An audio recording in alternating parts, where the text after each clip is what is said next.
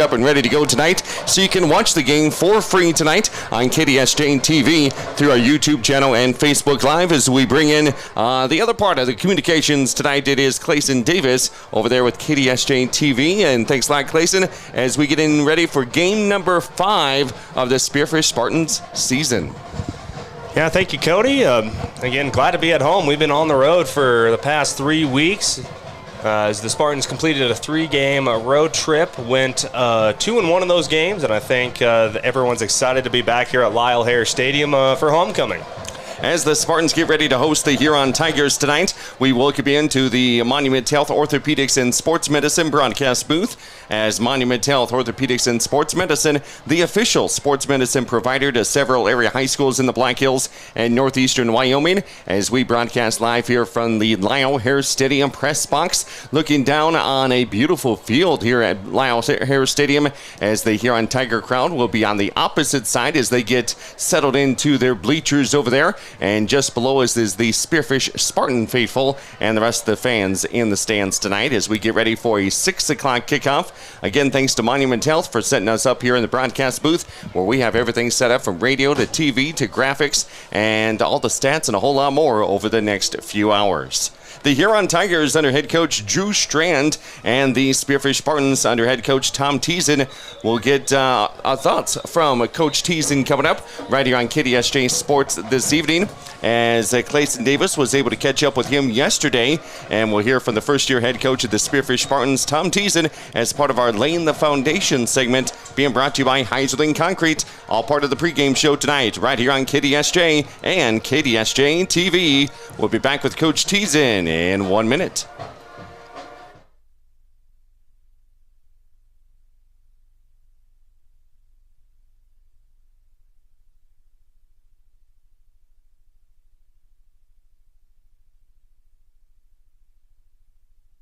Again, for everything from collision repair to custom paint, glass and windshield, and the best hail repair in the region.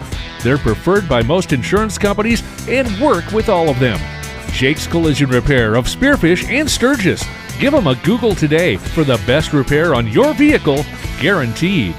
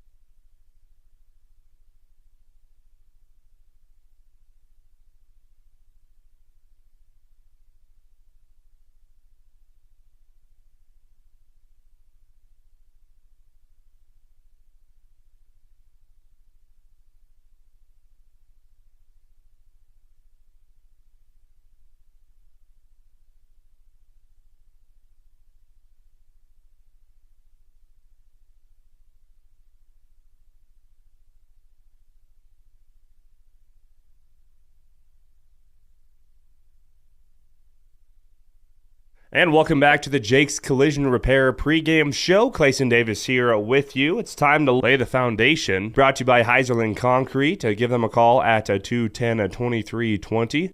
Again, joined by Spearfish Spartan head coach Tom Teason. Coach Teason, again, thank you for taking time to sit down with us. Thanks for having me on. So first, before we get to Huron, I need to talk about last week. You guys rolled up to Aberdeen, South Dakota, on the campus of Aberdeen Central. Lost that game 6-14. Talk a little bit about the performance that you guys had against Aberdeen Central. Yeah, we had a tough game. They're a good squad up there in Aberdeen. They played really well.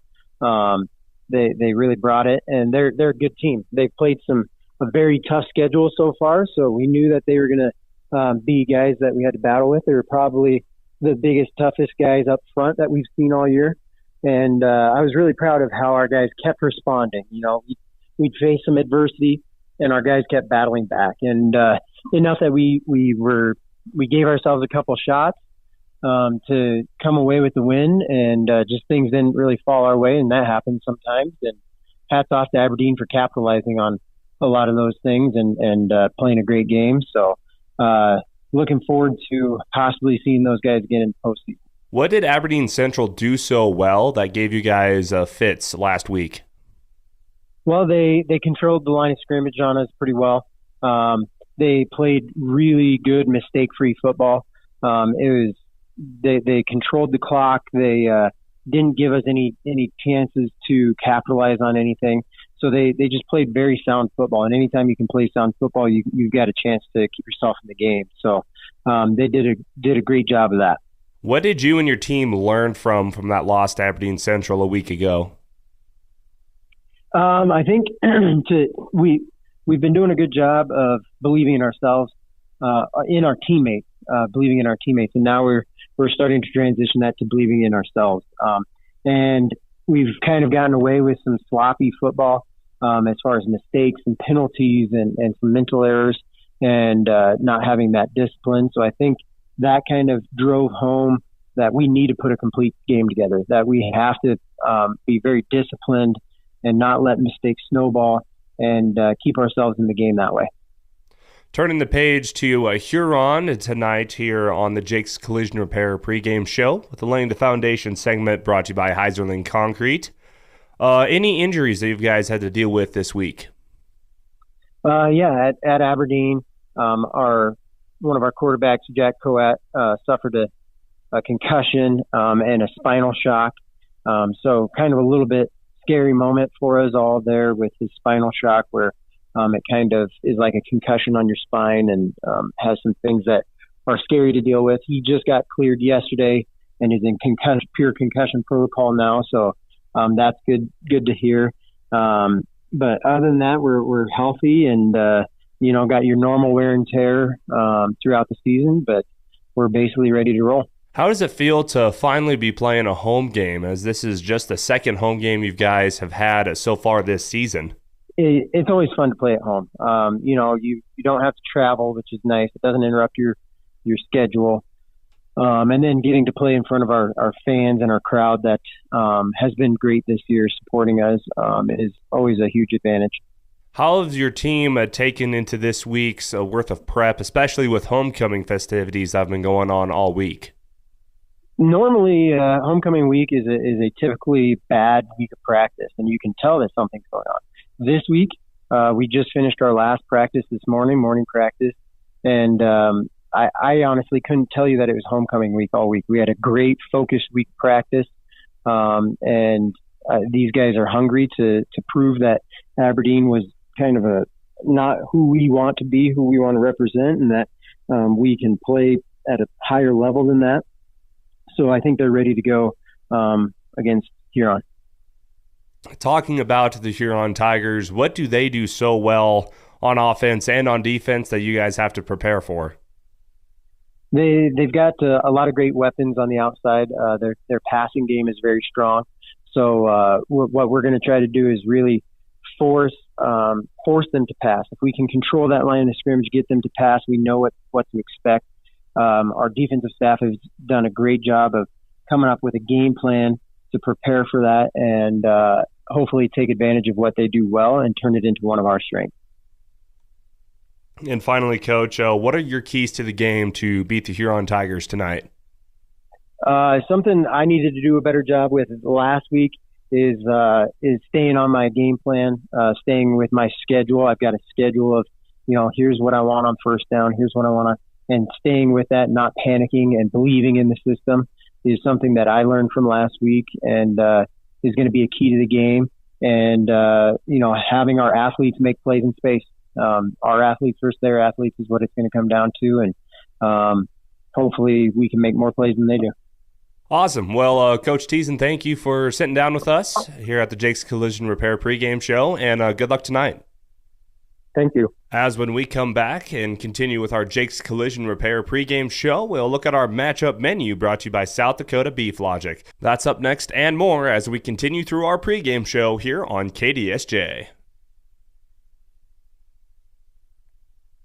I'm Cody Oliver, back with you here at Lyle Hare Stadium on the campus of Black Hills State University in Spearfish as we get set for Friday night football tonight. The 1-3 Huron Tigers making the road trip across the state to the beautiful Black Hills tonight to take on the 3-1 Spearfish Spartans. Huron coming off of their first win of the season at home against Sturgis last week. Spearfish part of that 3-game road trip as they were at Aberdeen Central last Friday night and fell to the Golden Eagles. As our countdown to kickoff continues, being brought to you by Jake's Collision Repair. Let's dive a little bit deeper into the visiting team, the Huron Tigers, under head coach Drew Strand. And let's see, they are getting into their 5th game of the season here, 5 out of 9 games.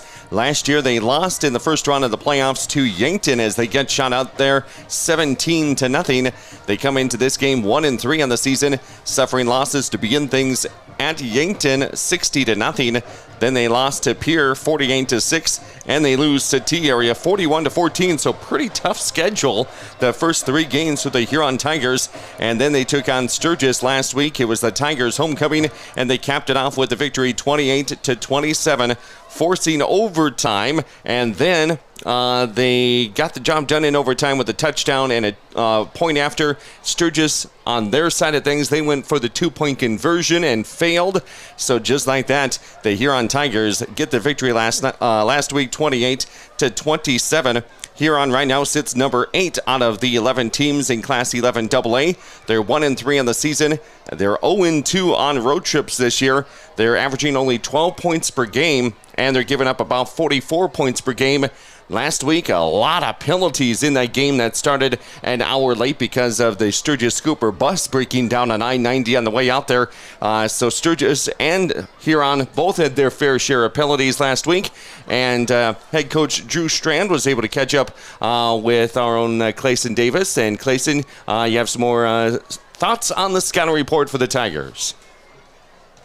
Yes, thank you, Cody. Was able to sit down and talk with Coach Strand, and he said in that game versus Sturgis, they threw the ball all over the yard. I think they said they threw the ball for over 40 times at over 40 passing attempts. And it proved successful. They said the pass set up the run for them, and they're looking to kind of do the same for Spearfish. As they're relatively healthy, they have no major injuries, although starting linebacker Holfer, he is questionable. I think he's a game-time decision. Number 44, senior linebacker for Huron. He has an ankle sprain. I believe they're going to try to get him to play, but they said it would be a game-time decision today. They said it's a super young offensive line. They've had a great learning experiences for those first 3 games. Of course, 3 hard games for Huron when they first started off the season. Against Sturgis, he said it was a battle, and they had great execution after half. They're looking for a faster start against Spearfish. And that's all I have for Huron. They did have some keys to the game. For Huron, said some keys involving being physical. They have to be able to hold up against the Spearfish Spartan run game, as they need to be able to control the ball, not really give Spearfish offense really much possessions, as that Spearfish, that running attack, they don't do well when it comes to a short clock.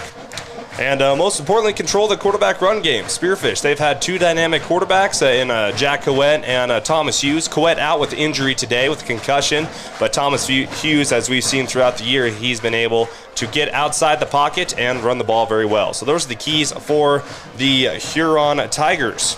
And for the Huron Tigers, stats-wise, their leading rusher on the season has been Holst with 51 yards. And then they don't run the football a whole lot. It's mainly passing as they try to, like you said, set up the passing game for the running game. One of their main receivers is Elwine. He is a junior. And on the defensive side of things, Anderson is a junior, wearing number 20 tonight. He has 48 total tackles. That's almost twice as much as the next person on the team. And then Winiger has an interception for the defensive side of things. So those are a few guys to be listening for tonight. Holst, McNeil, Elwing, Anderson, and Winiger. And we got their defensive starters, so we'll see who receives the ball first, and we'll have your starting lineups around that, being brought to you by Dana Dental Arts. A little bit more as we go into this ball game. The Spearfish Spartans here for their homecoming have 14 seniors getting their jerseys on tonight and wearing those jerseys throughout the day for the homecoming parade and getting ready for the matchup tonight. The Spartans went 4-7 a year ago and missed the first round of the playoffs, losing there. And then this year so far they're 2-2, winning the first game at 39-29 over T-Area, and then hitting the road, defeating Rapid City Central late in that game, 26-22, shutting out Mitchell 43-0, and then losing the game last week in the fourth quarter by the final score of 14-6. The game was scoreless after the first quarter, and then Spearfish scored a touchdown, missed out on the extra point. The Aberdeen Central Golden Eagles scored in the second quarter and got the extra point, so it was 7-6 at halftime in favor of the Golden Eagles of Aberdeen Central.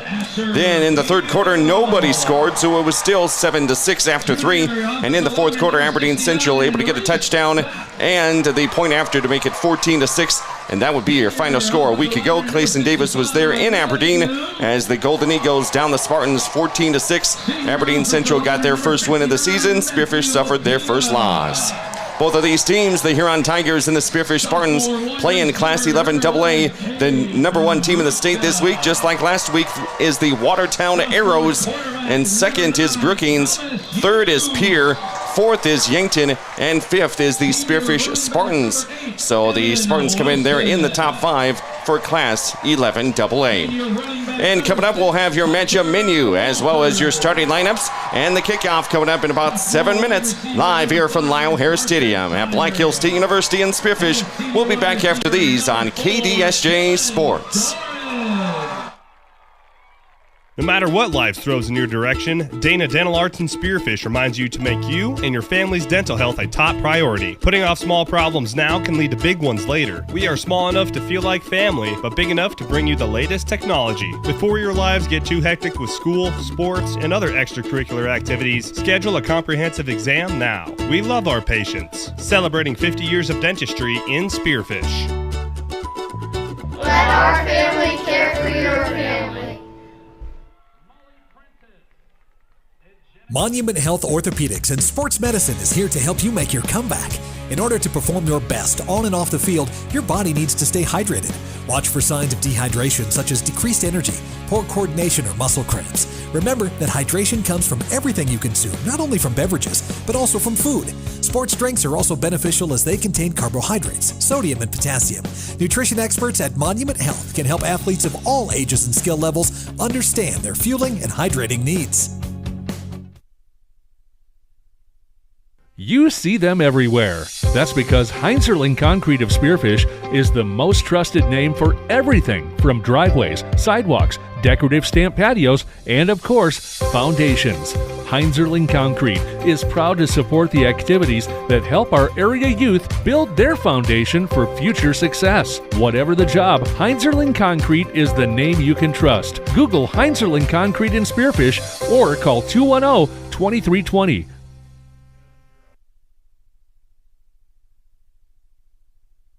Beef Logic, Inc. is proud to sponsor South Dakota's high school and collegiate athletes this season as they work alongside their partners at the South Dakota Beef Industry Council to deliver the Build Your Base Sports Nutrition Program at local high schools and colleges around the state and the country. Are you looking for a simple, easy-to-follow program that can help you and your family optimize performance both on and off the field of play? Check out buildyourbase.org and learn why beef continues to be the premier protein for athletic performance and recovery.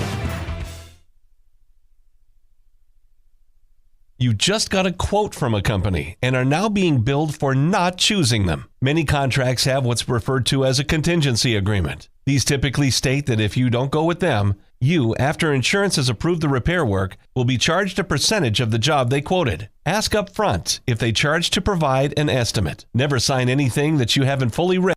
The deals are heating up at Junix Chrysler Jeep Dodge Ram during the Make This the Summer of Jeep sales event, where the best way to buy a 2024 Jeep Grand Cherokee Limited is with $6,000 of bonus cash, or a 2024 Jeep Wrangler Rubicon with $4,000 of bonus cash. Save on interest with 5.99% financing plus no payment for 90 days. With approved credit, offer expires on September 4th, 2024. Visit the all-new Junix.com to see what's available. Then schedule a test drive to see what's possible at Junix Chrysler Jeep Dodge Ram on West Jackson in Spearfish.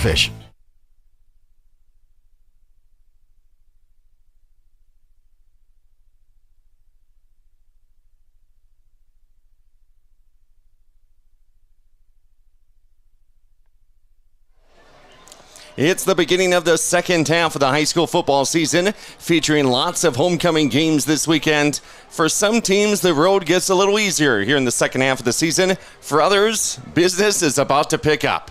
There are plenty of pivotal matchups remaining before the playoffs begin in just about a month. Last week, the Spearfish Spartans were knocked out of the ranks of the unbeaten. Tonight, they hope to bounce back with a homecoming win against fellow Class 11 AA foe, the Huron Tigers. Sturgis is coming off an overtime heartbreaker last week. Their homecoming game is tonight at 6:30 against the Aberdeen Central Golden Eagles. Also in the Black Hills Conference, Rapid City Christian got in the win column last week. Hot Springs and St. Thomas More are trending in the right direction, and Lee Deadwood hits the road after a homecoming victory last Friday. Rapid City Christian squares off against Hot Springs tonight. The Bison have outscored their opponents 80-16 over the past 2 weeks. The storylines in that matchup include senior quarterback Simon Kiefer for the Comets, and can Rapid City Christian bottle up Hot Springs' rushing attack? St. Thomas More, 2-2 on the season, host Lakota Tech for a matchup set for 6 p.m. tonight in Rapid City. Fifth-ranked Harding County Bison has improved to 4-1 overall. They're benefited from the exceptional running of senior running back and linebacker Riley Veal from Bison. Last week, he had 280 yards and 5 touchdowns, thanks to the Ranchers' offensive line. Tonight, they traveled a Little Moral Conference foe Timberlake. The Panthers have put up 94 points over the past 3 weeks. Over in Rapid City Central will try to snap a 28-game losing streak tonight, but they'll have their hands full as they travel out to third-ranked Brandon Valley. In 9-man football tonight, Hill City has their best start since 2018. At 4-1, the Rangers will face off against Bennett County tonight at 6. Back to the Black Hills Conference, Lee Deadwood is 1-4. They visit Class 11A Custer for the Wildcats homecoming tonight. Sturgis, 2-2, hosts Aberdeen Central for the Scoopers homecoming game tonight at 6:30. And Belfouche tries to get their first win for Coach Sean Sweet when they visit Mobridge Pollock tonight.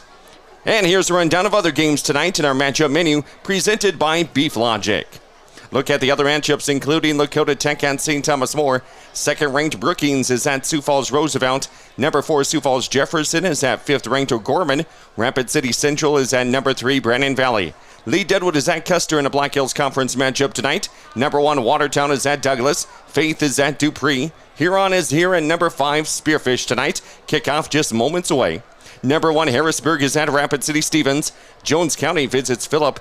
Bennett County is at Hill City. Rapid City Christian is at home against Hot Springs. Mitchell is at T-Area. Belfouche and Mobridge Pollock. 5th-ranked Harding County Bison is at Timberlake. Aberdeen Central is at Sturgis. Number 4 Yankton and number 3 Pierre. Cadoke area is at New Underwood. Number 2 Wall is at Stanley County. And Sioux Falls, Washington visits number 2 Sioux Falls, Lincoln. That's your matchup menu being brought to you by Beef Logic. And we are ready for kickoff as our countdown to kickoff being brought to you by Jake's Collision Repair. And away we go. Right at 6 o'clock, Spearfish Spartans will kick it off to the Huron Tigers. Tigers take it from about the 5, get past the 10 to the 15, up to around the 17-yard line. And that's where the Huron Tigers will take over on the first drive of this game as we just kick off here on this Football Friday night. Thanks for joining us on KDSJ Sports, including radio and KDSJ-TV. As we had a rundown of our matchups tonight across the Black Hills Conference, Western South Dakota, and some other games in Class 11 AA, which these two teams are a part of. The 1-3 Huron Tigers battling the 3-1 Spearfish Spartans. Game 5 of the 9-game season is just underway as the Huron Tigers will go left to right on the radio dial in their road white and orange and black jerseys. The first pass of the game is intercepted by the Spearfish Spartans, picking it up at the 20 and taking it in for 6. It's a pick 6 for your Spearfish Spartans. with the interception on the first play from scrimmage. Number 4, Dylan Dorn, the defensive back, 6'1" senior, gets into the end zone. And just like that, the party is started. Dylan Dorn, it was a little bit of a high pass from the quarterback, but Dorn, he read his keys and was able to just hop on that ball and then take it all the way into the end zone. And just like that, it's a pick 6 for the Spartans. Like you said, in the game, keys and laying the foundation for the Huron Tigers. They like to throw the football, and that's indeed what they did on their first play from scrimmage. So just as folks are getting into their seats, the Spearfish Spartans with the pick 6, 17 seconds into the game. And now Huron comes across the line of scrimmage. Looks like we're going to have a penalty here on likely the Huron Tigers. Don't know if there was anybody offensively that went across, but it will be on the Huron Tigers. And offsides there. So now maybe they go for 2 since it's going to be half the distance to the goal. And now the special teams unit would change up a little bit. Spearfish Spartans will bring in their kicking unit. And instead of going for the extra point, they will go for the 2-point conversion now for Spearfish. So welcome aboard, 17 seconds in. Here's the handoff. Spearfish comes here to the near side and gets in for the 2-point conversion. I believe that was Hunter Walters again on the carry. We do have a flag on the field, so this could be coming back to the original point of, and we do have a penalty on the Spartans. So we've spent more time with penalties now. Huron is no stranger to penalties, as they showed that they can get flagged a lot last week against Sturgis. Both teams were undisciplined last week in that occasion. And now we had a penalty on Huron, a penalty on Spearfish, and now we are going to go back to kick it a point after. So we got a interception for a touchdown for Spearfish, and then the game has come to a halt. Here's the point after for the Spearfish Spartans. It's up and good. So 7-0, Spartans with the advantage with 11:43 left to play here in the first quarter. They didn't put the score on the scoreboard, but I believe it was a good kick. So Spearfish with the lead here, early going, and we'll go back to their special teams here for Spearfish on the kickoff. And we'll be back in 30 seconds right here on a Friday night of football on KDSJ Sports.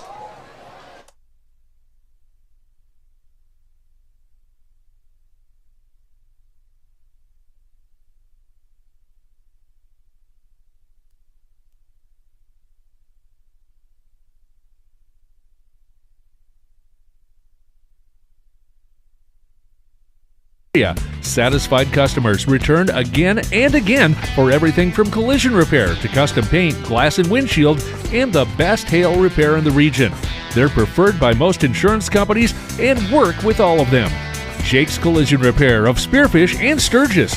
Give them a Google today for the best repair on your vehicle, guaranteed. And the kickoff here by the Spartans goes into the end zone and will not be returned by the Huron Tigers. So Huron will take over a 1st and 10 from their own 20-yard line. Their first play from scrimmage, they threw a pick 6, and the Spartans on the board now 7-0 early going. Yeah, if you're a Spearfish Spartan fan, that is the start you needed. As the defense looking to lock down this receiving core from Huron. Huron, they do have some talent on the outside, but Spearfish proven if they are not accurate with their passes, Huron could be in for a long night tonight. Man comes in motion across formation from left to right. That's the slot receiver. It'll be a snapback throwing as a quarterback. He's rolling out to his right, and he's in all sorts of trouble. He'll just have to throw this one out of bounds. One of the injured Spearfish Spartans actually ended up catching the ball, but instant pressure in the backfield that time by the Spartans. As Spearfish leads it 7-0, 11:36 left to go here in the first quarter, as Dylan Doran had the pick 6, and then the point after was good. They tried to go for the kick first, then Huron had a penalty.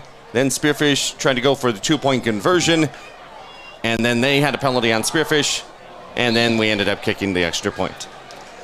Pass over to the Huron side of the field, and that is incomplete, too high for the intended receiver. Now brings up 3rd down for the Huron Tigers. Yeah, that was just a simple bubble screen out to the receiver. That was number 11 on the catch for Huron. Pass was way too high. He really didn't have a chance at it. And if you're Huron, if you're this quarterback, you just got to slow down and catch your breath, as now it's a 3rd and long for the Huron Tigers. And they're set up man in motion. One receiver here to the near side. They go to the near side. It is caught and then met immediately. The pass caught by number 81, Logan Leyendecker, and then laid out by number 4, Dylan Dorn, with the nice tackle for the Spearfish Spartans in their home maroon jerseys, with Spearfish across the front in white, and then white numbers on the front and back, and where you would have your name on the back of the jersey, everybody's Spartans. White pants. Huron Tigers with the black and orange helmets. White road jerseys. The numbers are in orange on white, which isn't great to see. That's kind of difficult. And then they have the black pants. Here is a high punt by the Huron Tigers. It takes a couple bounces here on the turf at Lyle Hare Stadium in Spearfish. Spartans will start in Huron territory at about the 47-yard line as they replace the football. Ball boy right there on the spot. And now Spearfish will bring out their offense for the first time. Their defense got the points up on the board as they lead it 7-0. Spartans will start with that offensive line. Matthew Medina, Leighton Loop, Reese Batts, also Asher Peel, and Sam Marcus are your 5 offensive linemen for the Spearfish Spartans. And of course, if you want to run the football, you better have a good offensive line. And pass at time. And the pass from Thomas Hughes is caught by Vrevruska. So he makes the catch over here on the near side. Goes out of bounds at about the 37-yard line. That's going to be close to a first down. And let's double check as we look across the field. The chain gang is going to move. So one play and a new set of downs for Spearfish.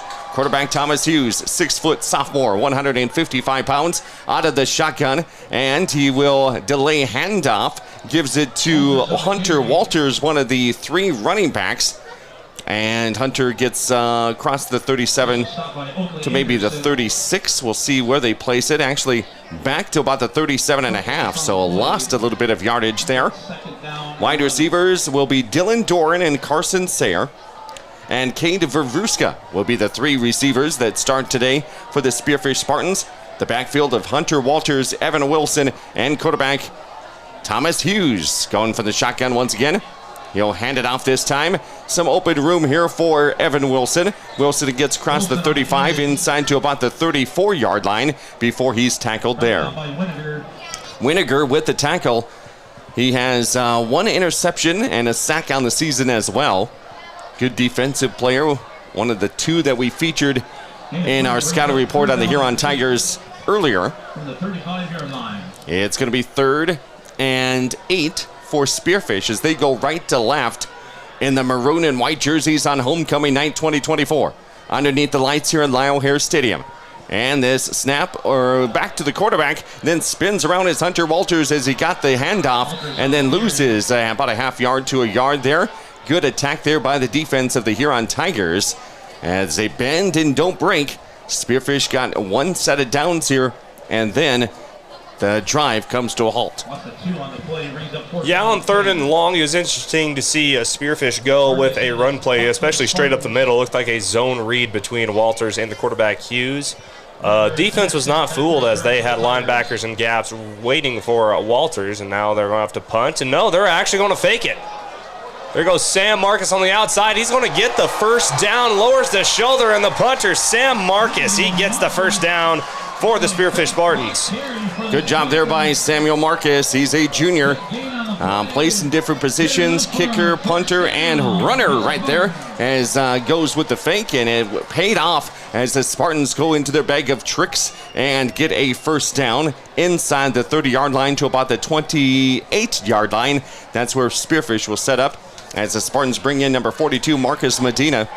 He's going to be a lineman as he looks down on his arm band of what they're going to be running here as he comes just into the game. Here's the handoff for Spearfish to about the 20-yard line. And with the quarterback keeper that time was Thomas Hughes. Clayson mentioned that another one of the quarterbacks for Spearfish, Jack Couette, got hit last week, had to go through concussion protocol, and he got cleared, I believe, yesterday, but he's not starting tonight. We'll see if he comes in and plays at all in this game, as Spearfish does like to use multiple quarterbacks at times, but right now Thomas Hughes getting the starting reps.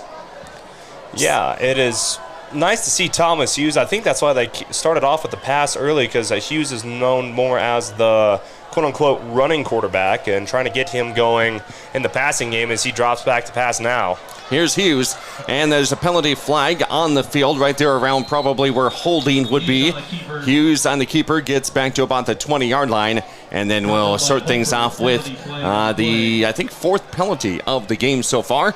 7:37 left to play, first quarter. Spartans up 7-0 on the first play from scrimmage. The Huron Tigers throw an interception, and it was returned for a touchdown.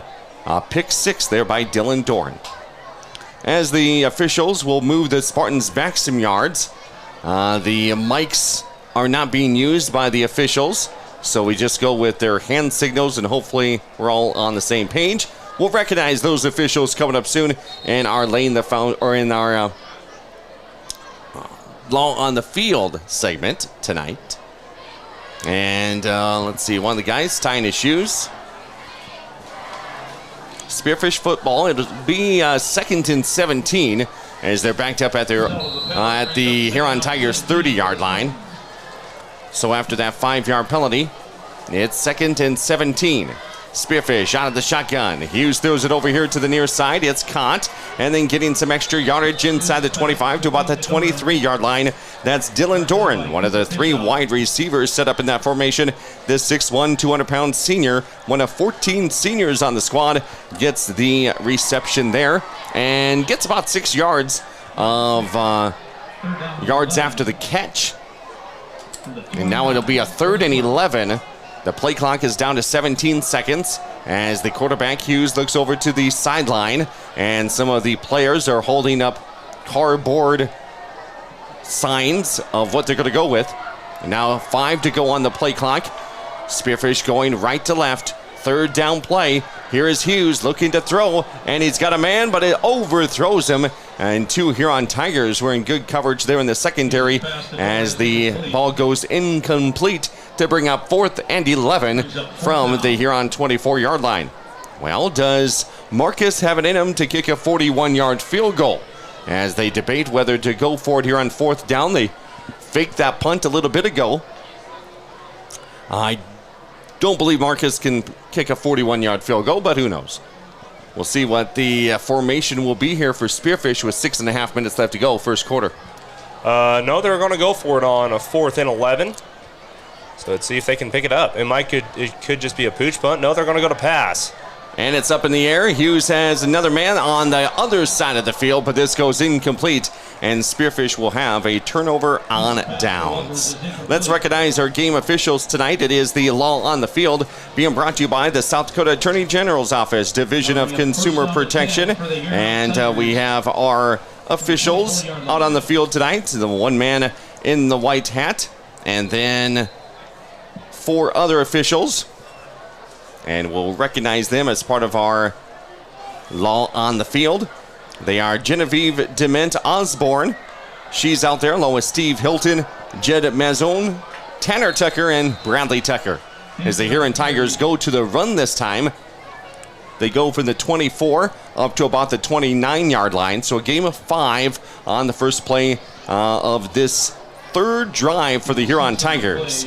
Again, Genevieve Dement Osborne, Steve Hilton, Jed Mazine, and Tanner Bradley Tucker are the officials tonight, being brought to you by the South Dakota Attorney General's Office, Division of Consumer Protection. That is our Law on the Field as we take it back down to the field. Running around is the Huron quarterback looking to throw. It's a 2nd down. He finds a receiver at the 40-yard line. He's up to midfield, across midfield into Spartan territory, and then he tiptoes out of bounds on the Huron Tigers sideline.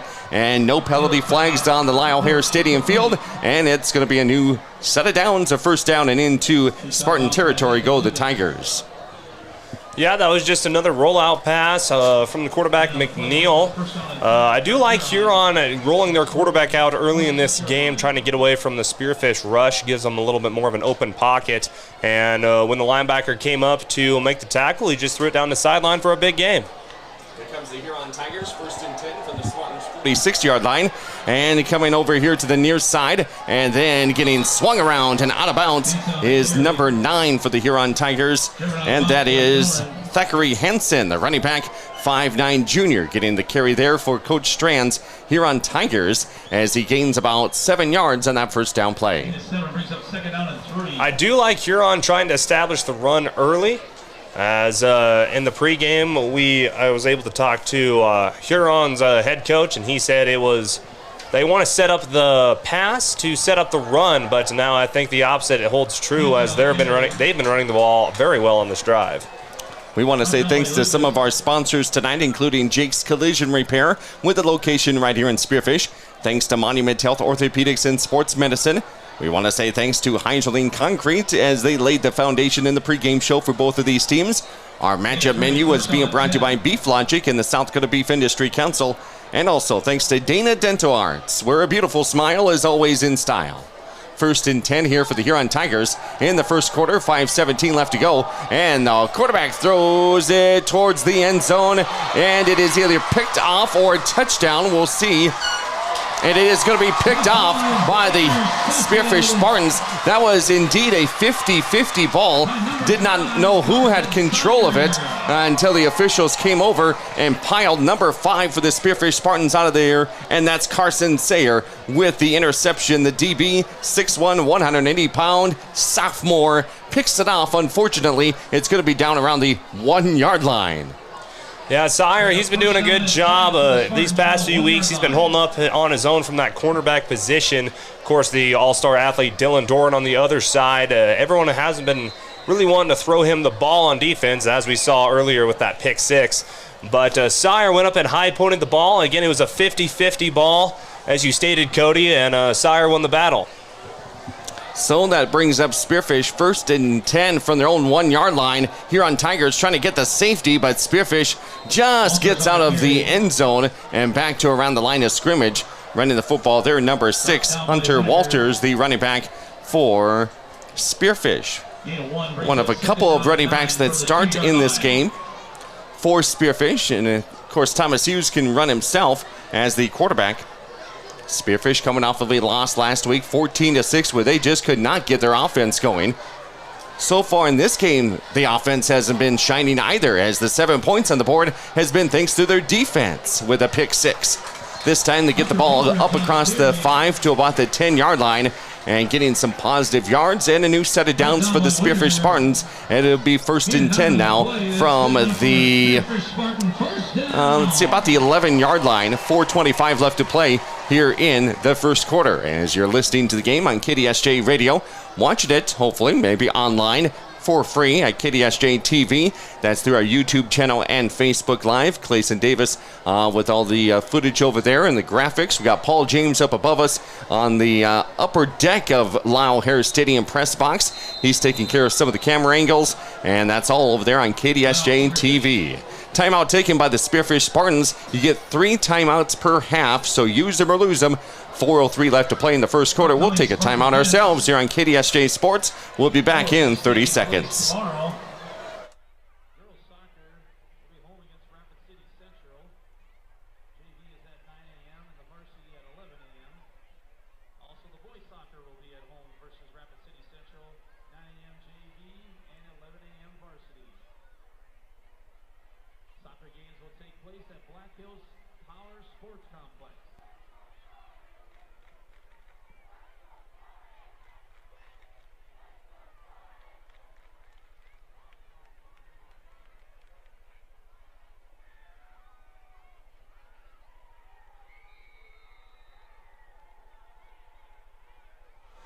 Welcome back to Lyle Hare Stadium. I'm Cody Oliver here on a Football Friday night. Thanks for joining us across the KDSJ sports platforms as Hughes looks to throw. The pass is caught at about the 12-yard line and then immediately taken down as we come out of the timeout called by the Spearfish Spartans.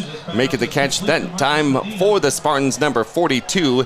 That was Marcus Medina. Medina is a running back / linebacker. That's a gain of 2 on the play, so 2nd and 8 with 3:39 left to play here in the first quarter. 7-0 Spearfish with the advantage here in the early going of this matchup of Class 11 AA teams. And here is Hughes. He runs over here to the near side up to the 15, to the 20, and then gets pushed over to the sideline. I don't think he actually went out of bounds, so the Spartans will have it here, but there is a penalty, and it'll be holding on the Spearfish Spartans. So Huron has had 3 drives. Their first play of the game, they threw an interception. That was returned for a touchdown. The Huron Tigers' second drive, it was a punt. And their third drive, they threw another interception. And Spearfish had it deep as you could be, back at the 1-yard line. Spearfish's second drive on offense here. Got out to about the 12-yard line, and then they get the holding penalty, so they're back to the 6-yard line. So now a 2nd and 15 for the Spearfish Spartans under head coach Tom Teason as he paces the sideline with the headset on. He said he's got to do a little bit better job coaching as well in some different areas. After that loss last week at Aberdeen Central, kind of a humbling game for everybody, the players and the coaches, to get back on the same page. And Coach Teason also talked about homecoming week can have a lot of distractions, but this week the practices were pretty good. Yeah, they said, Teason said that the practices, they were short, but they were they were really productive. Lots of focus from the Spartans, and I think they were more or less embarrassed themselves on their showing against Aberdeen Central. As Teason said, that is not who they wanted to be on as a football team on offense or on defense, not being the more physical team and also not being very disciplined with those so many penalties. So Spearfish, Tuesday night I talked to Coach Teason right before the volleyball match that night, and it was a quick practice. He said, we got things done, in and out. Here is the pass, and in and out of the hands of intended receiver number 11, Cade Vavruska. The sophomore drops the pass. Now it brings up 3rd and 9 for Spearfish. 4th down now for Spearfish, so they do not convert on the 3rd down, and the punter will probably be kicking this ball from the end zone. Sometimes football practices go for 3 or 4 hours if you don't get things done right, but you can get in and get out, get those reps, and make an efficient practice sometimes. Is always nice. Here's the high punt by Spearfish. It's fair caught at midfield for the Huron Tigers. Huron making the road trip today out here to the Black Hills, and we are blanketed with just beautiful conditions in Spearfish on this Friday night.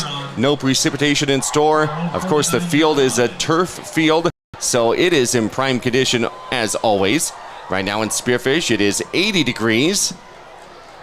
And Lyle Stadium on the campus of Black Hills State University here in the Queen City. As the Spearfish Spartans come back with their defense, the Huron Tigers hand it off, and they're starting to establish the run here as they get across midfield to about the 46-yard line. Hunter Walters on the tackle, good defensive player for Spearfish. He's been featured on From the Bench podcast, which you can check out at KDSJ-TV. Him and his teammate Evan Wilson joined Clayson Davis last week for that show. You can go back and watch it. And now Huron looking to go with the pass probably as they set up 3 receivers. Shotgun formation here for the Tigers on a 2nd and middle distance. And here is the handoff. Instead, they come over side, and down goes the running back number 81 for the Tigers, Logan Leyendecker. 6'1" senior, also plays wide receiver, and he gets enough, about 2-yard gain there. Brings them now a 3rd and 4 for the Huron Tigers. Yeah, just a simple jet sweep That will go in the stat book as a pass, as it was really shoveled forward to him. So just a nice little pass to boost your completion percentage if you're a quarterback. But yeah, now 3rd and manageable. The entire playbook's open for Huron. And some guys come across the line of scrimmage too soon here for Spearfish. And it looks like being caught will be Aiden Crott. See, rhymed. The offside on Spearfish. And it is offsides on the Spearfish Spartans. Not much wind here as the flag up on the top of the pole, just limp there tonight. And we imagine in the trees over across the way, over by the creek. Got a full parking lot, which will be paved next spring and summer. So that'll be an added thing, because right now in the wintertime, it just serves as a dump off for all the snow. And here on this night, it is full of vehicles, as well as the Young Center parking lot. All the BHSU sporting teams are on the road this weekend. So almost a vacant campus coming on for the student athletes. We have another penalty on Spearfish. So now it brings up now 1st down and 5 to go. Yeah, another offsides. Spearfish, they were coming with the blitz. I think Huron knew that they were trying to time up the snap count. Went on, I think it was like 3 or 4. It was a long snap count, and it did the job. Here's the handoff for the Huron Tigers to about the 25, and then pushed around and brought down by a host of Spartans. So nothing on the rushing play really there. Brought down by Walters. As, let's see, Walters on the tackle for the Spartans. 2nd down and 4. Believe that will do it for the first quarter of action. Yes, the clock goes down to 0, so the Spearfish Spartans have the advantage 7-0, as the Spartans picked off a pass on the very first play of the game, ran it back for 6 points, and the Spearfish Spartans got the point after. 7-0 here in the second frame. And we will take a break. Come on back for the second quarter of action. You're listening to KDSJ Sports and watching more on KDSJ-TV.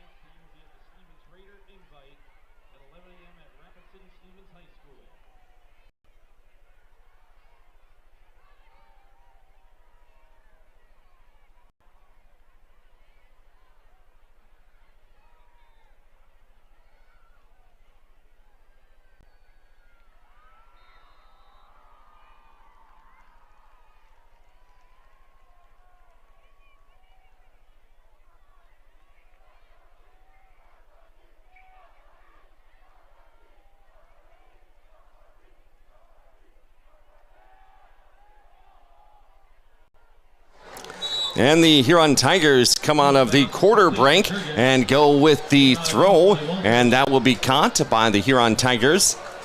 Making the catch that time, number 5, Mason Jurgens.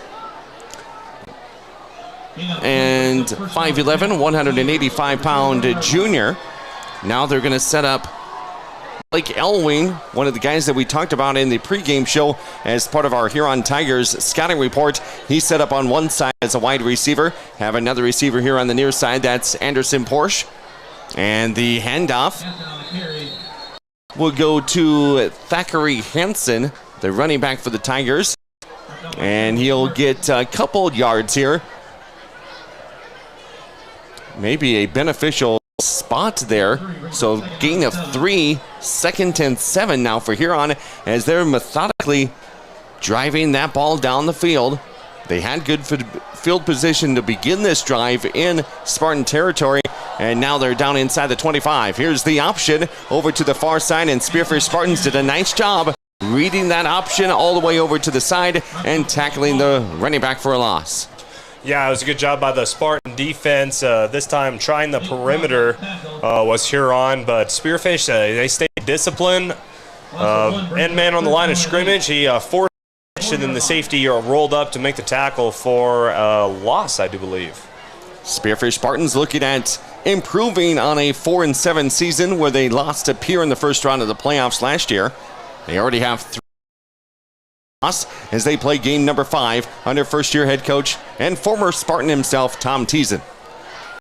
The handoff for Huron, and a good job by Spearfish to blow through that line and get to the running back and him down for another loss. And now it's going to bring up 4th and around 11 yards to go. That's going to be a loss of 3 on the play as the Huron Tigers running back goes down in the backfield. Yeah, that was Sam on the play, the defensive lineman. He's been making a few plays on defense and on special teams with that fake punch, but he blew by his blocker, tripped up the running back in the backfield, and it's a 4th and long in a positive field position, so I'll bet to see Huron will probably go for it here. 4th and 10 with 10 minutes left to go here, second quarter. Spearfish up 7-0 on the Junix Chrysler Jeep Dodge Ram scoreboard. And they're going to take a timeout, I believe. Maybe the play clock ran down. It is going to be a delay of game. The play clock hit 0 before they snapped the football or called a timeout. So a penalty on the Huron Tigers. So now 4th and 15 for Huron. Maybe they did that on purpose to bring out their special teams unit and get a little bit more room for the punter to kick one in the coffin corner. But it looks like they're going to keep the offense on the field. No special teams. They do have 3 receivers set here, and then 2 receivers, 1 on the far side. And Huron, they need to get in the same page. Right now, they're not even in the same chapter. So they're going to call a timeout. Each team has 2 timeouts left in the first half of play. 9:54 left to play here in the second quarter with the Spartans leading the Huron Tigers. 7-0. We'll be back for more of Football Friday Night in 30 seconds.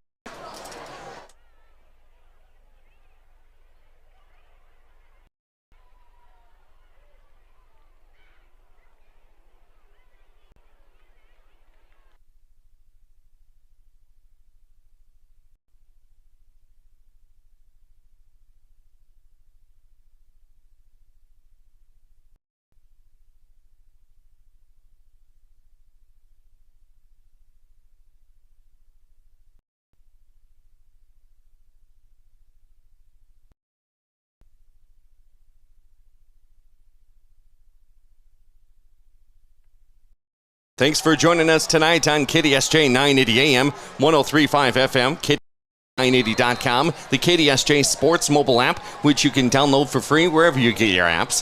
And Alexa even knows about KDSJ and Black Hills Gold Hits. Also tonight over on KDSJ-TV, you can watch the game for free tonight.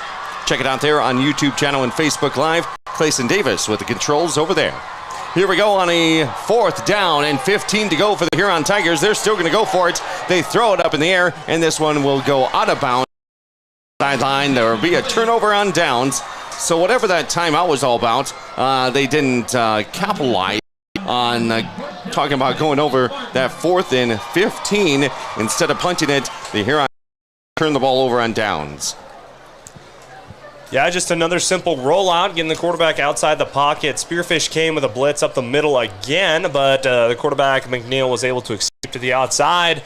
Only problem is no one was open downfield. Great coverage by the Spearfish Spartans secondary, and he had no choice but to throw up a prayer that wasn't in the eligible field of play. So stop at the Spearfish defense. Now see if that will give the momentum back to the offense. Their secondary has been good this year for the Spearfish Spartans. Last week, they just couldn't get the offense going. Spearfish Spartans breaking 1 tackle as Hunter Walters. He's crossed midfield to the 45, down around the 30-yard line. He gets pushed out of bounds at the Huron Tigers 30-yard line. That will be a gain of 49 yards on the play there by Hunter Walters on the first play of this drive. They go from their own 31-yard line over to the other 30. So again, a big one there of, let's see, 49 yards. That moves the chain on the far side of the field. Now Spearfish sets up for to go from the Tigers' 30-yard line. So flipping the field just like that. Here is the delayed handoff, and we see a new guy in there, Mick Bosch, coming from the backfield, getting the running game going. He's not that big, 5'5", 165, but we saw him in the other home game here have a big run. I think he only had 2 carries that whole game, but he had a big run against.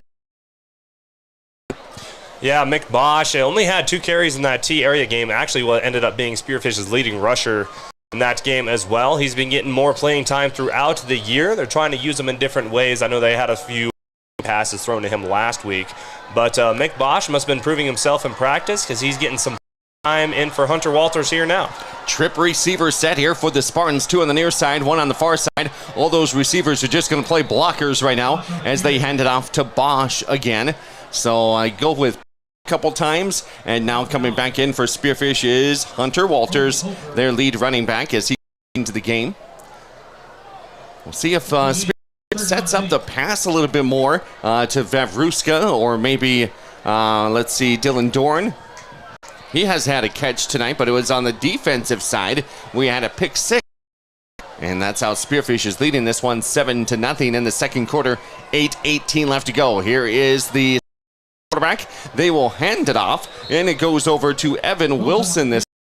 He spins around and gets dropped down there at about the 26-yard line. Spartans will now have a 4th down to face. Yeah, another run play on 3rd down. Don't know if they're trying to catch Huron off guard. It was a misdirection play in the backfield, but eventually Huron, defensive end there for the Tigers. I believe that was number 44 that we see in the pregame. Cooper Bischoff, he ended up making the tackle. So now it's 4th down. See what the Spartans can do on 4th and long. And let's check out the defensive alignment here for Huron. They got 3 down linemen, and then I believe a timeout's going to be called by Tom Teason. That leaves 1 timeout left here in the first half for the Spearfish Spartans. Have to get things right here at 7:33 left to go in the first or the second quarter of play. For tuning in tonight, however you may be, maybe you're on the road, maybe late night at the office, garage, or maybe just chilling at home and watching the game on KDSJ-TV. We certainly appreciate in tonight. Later on, we'll announce our superior performer and our player of the game. We'll be giving out a game ball with the Spearfish Spartan Booster Club tonight on homecoming night. Going to give out game balls to a player of the game for each team tonight. And we'll have our superior performance, the overall player of the game, and the game MVP. We'll announce that in the post-game show tonight. Second quarter action through this second quarter as Spearfish is looking at a 4th and 7. They're going to go for it on 4th down. They throw it up at about the 5-yard line, and it is going to be incomplete. No flag on the field for either team, so the Spearfish Spartans will turn the ball over on downs as they go for it on 4th down and do not convert. Yeah, that's the world that Spearfish, they really don't want to live in, is 4th and long, because then quarterbacks who make a decision, and Hughes, he is talented at quarterback, but he is not the polished passer that Jack Coet is. Of course, Coet out with injury, but another turnover on downs. So good defense on both teams on when it matters. Here is Huron Tigers as they get their offense onto the field, and their running back explodes from the backfield up to 45 to around the 36-yard line, and that'll be some positive yardage for number 9 for the Tigers, Thackeray. Yeah, I do like the way he runs. When he gets the ball, he is at full speed when he hits the image. A lot of running backs, they like to let the hole develop and then hit it hard. Hansen, he just takes the ball and he runs like a madman. Here's the pitch back for the Huron Tigers as they run the ball again up across the 40 to about the 42-yard line. That time it was Hansen with the carry, helping him out with the block there. Spearfish Spartans, they'll send out Alexander Cudmore. The junior will come out of the game. Spartans with the lead, 6:3 left to go, second quarter, as they're up 7-0 in a grind half so far for both of these teams. This is the second drive of the quarter for Huron, and their 6th total drive of the game. Nothing to the scoreboard, though, and trying to get out of the backfield as a running back, and he gets hit at about the 40-yard line. That's going to be a gain of about a loss of 2 as he went all the way backwards of a couple of would-be tacklers, and then came here to the near side and out of bounds at about the 40. Yeah, on that play, Spearfish, it was a slow development play. It took forever to get the handoff for Hansen. Spearfish was in the backfield. Good. Keep his balance, bounce it clear across the grain to the other side. But again, the Spearfish time to react and drop them for a loss. At Lyle Hare Stadium on the campus of Black Hills State University with the big yellow jacket logo in midfield. Tigers have to get up to about the 50-yard line to get a first down. Around as they go out of bounds on the far side, but that's only going to be a completion of maybe a couple yards. We do have a late flag coming in. This might be, I was going to say maybe, hitting the player out of bounds in a late hit, but instead it's on the Huron Tigers. Yeah, it was a holding on the outside by one of the wide receivers. Pass over to the far side of the field, just another simple, easy completion, especially with Spearfish having a somewhat tougher time stopping the run. But they caught the wide receiver on the hold, and no, that backs them up way up to about the 29. 2nd and 23 for the Huron Tigers as the Spearfish Spartans get their defense set under first head coach Tom Teason. And the pass is caught over there on the far side of the field, and then it is Spear over there. Yeah, that was Dylan Dorn from the cornerback position. That is one thing that Dorn has done very you don't traditionally see from a cornerbacks, and that is tackle and tackle well in open space. But of course, the athlete he can. And now it's going to be 3rd and 18 for the Huron Tigers as they are pushed back to their own 34-yard line. Still going on the shotgun formation with dual receivers set here on the near side, one on the far side. They go down the middle of the field. The pass is caught for some positive yardage up to midfield, and the ball gets loose, but they will say he was down right at the 50-yard line. It's still going to be shot, and it's going to be now 4th and 2. The Spartan faithful thought it was a live ball and a fumble, but the officials say his knee was down at the 50, and that'll bring up 4th and short. About a 4th and 2 Tigers with under 5 minutes left to play first half. Yeah, I wouldn't be surprised if the Tigers would get to Hansen and get this first down. They've been running the ball very well, especially out of this fullback and a tight end. We'll see what Huron can cook up on 4th down.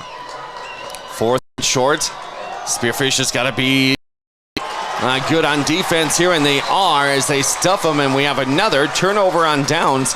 It's two teams that they've turned the ball over on downs and unable to convert. Our defense was right there to meet them. I thought they were going to get called for offsides as they were quick to go across, but they got across the offensive line and brought down the runner. Yeah, that was a getting in the backfield first.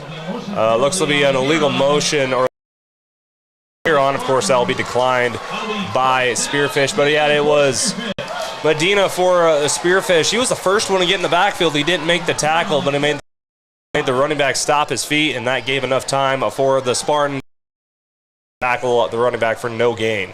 A lot of these players for the Spearfish Spartans go both ways, so we don't have much time here to have to get whole new personnel on. So we go quick.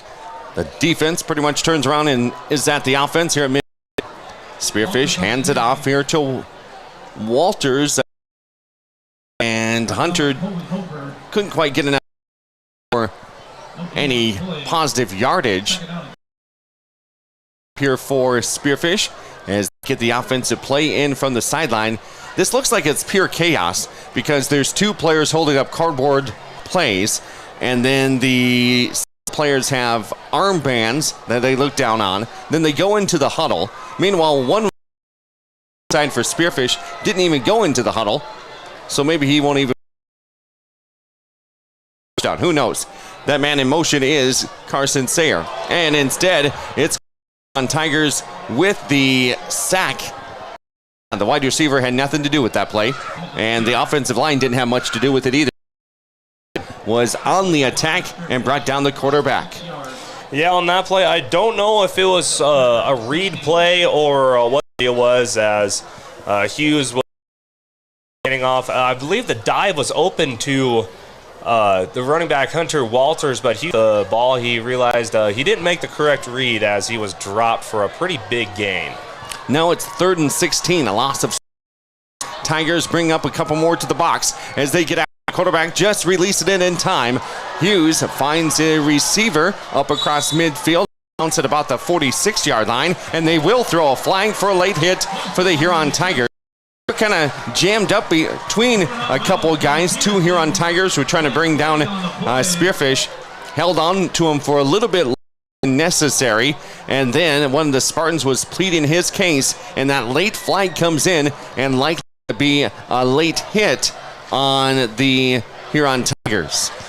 Yep, that would have been Evan Wilson on the reception, driving down the sideline. He was carrying a tackler for about 5 yards.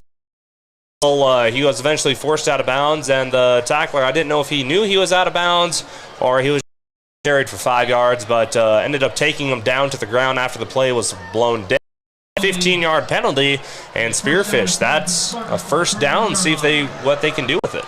Coach Tom Teason talks about the culture of the Spartan football team. He was an assistant coach here for 3 years under then head coach Dalton. It up. It's a incomplete pass. It looked like at the last Huron picked off the football at the 5-yard line, but it was incomplete. Just too much air underneath that one, and the DBs were able to get over there and break the play up. Yeah, Riley Wagner on the coverage for Huron did a good job high pointing the ball. They're trusting the receivers early in this game to go up and make plays. They're high pointing the ball. They've done a good job of that on defense with an interception from Sire, but at that time the DB went up and high ball as well, and Spearfish is now faced with a 2nd and 10. 2 receivers sent, one on the near side. It is a slot receiver. They'll hand it off this time for the get some positive yards down inside the 25, down to about the 20-yard line. Red zone next as the Spartans will get a new first down. It'll be 1st and from the 19-yard line as the Spartans are driving in the Huron Tiger territory. And we see Coach on the field, about 80 members of the pep band. And of course, they're not only in the pep band, but we see a couple of the cheerleaders out there, a couple of the football players are Spartan band members as well. So they are in other sports, of course, and putting on a nice performance here for homecoming for the Spearfish Spartans. As we get into the 7 o'clock hour, you're tuned in to Friday Night Football underneath the lights here in Spearfish tonight as the Spartans host the Huron Tigers. 7-0 on the Junix Chrysler Jeep Dodge Ram scoreboard. We'll catch you up on some other scores from around the Black Hills Conference, across Class 11 AA, and some other notable games when we return in a couple of minutes right here on KDSJ Sports.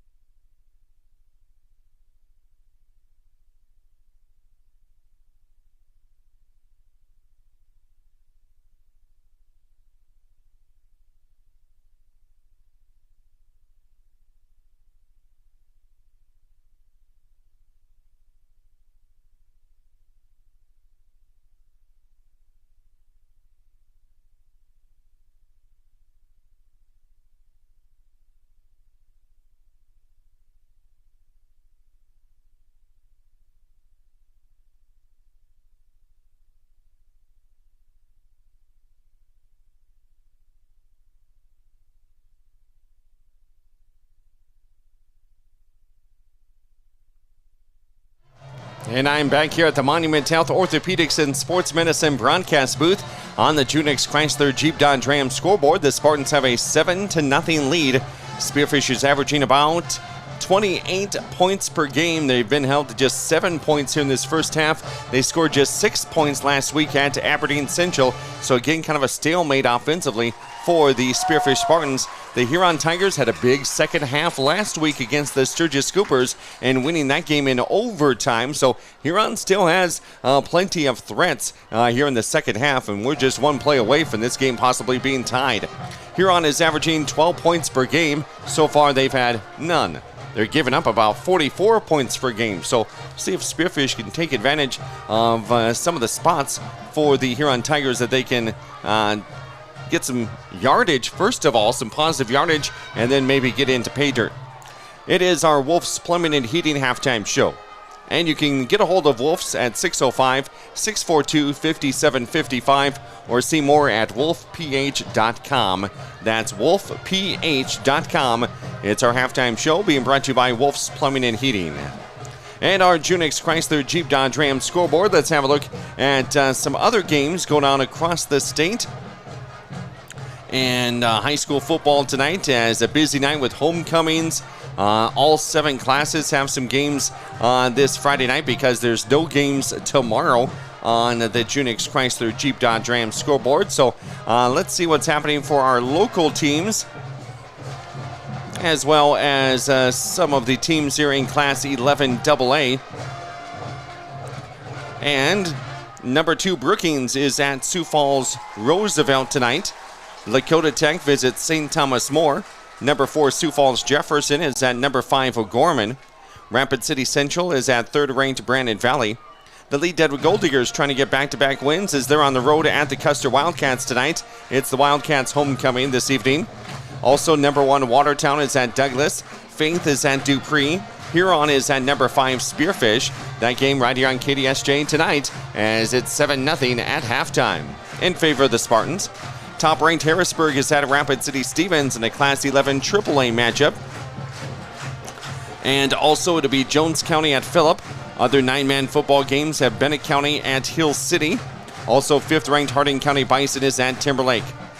Some other games of note in the Black Hills Conference tonight. Hot Springs is at Rapid City Christian. Belfouche is on the road at Mobridge Pollock tonight. Aberdeen Central is at Sturgis for the Scoopers homecoming. They started their game at about 6:30 p.m. Number 4 Yankton is at number 3 Pierre. Kadoke area is at New Underwood. And number 2 Wall is visiting Stanley County over in Fort Pierre. Sioux Falls, Washington is at second-ranked Sioux Falls, Lincoln. So that's a look at the matchups being brought to you by Beef Logic and the South Dakota Beef Industry Council with our matchup menu this evening. And thanks for joining us across the KDSJ sports platforms tonight. KDSJ 980 AM, 103.5 FM, KDSJ980.com, and also with the KDSJ Sports mobile app.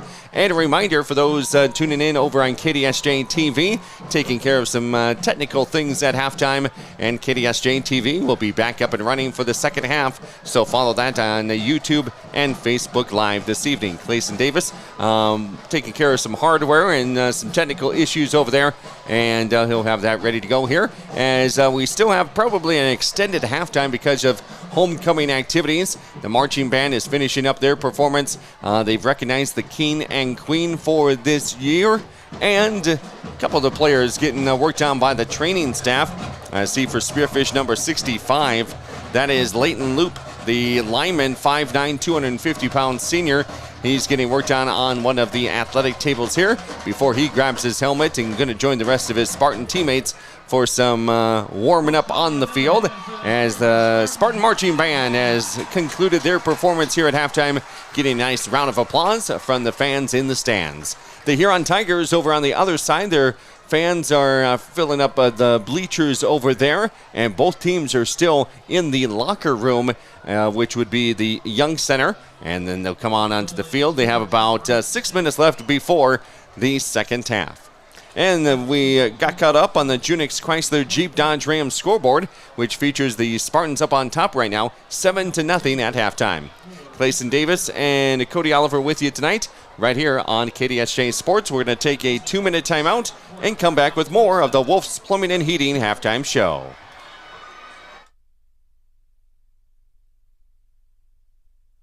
Monument Health Orthopedics and Sports Medicine is here to help you make your comeback.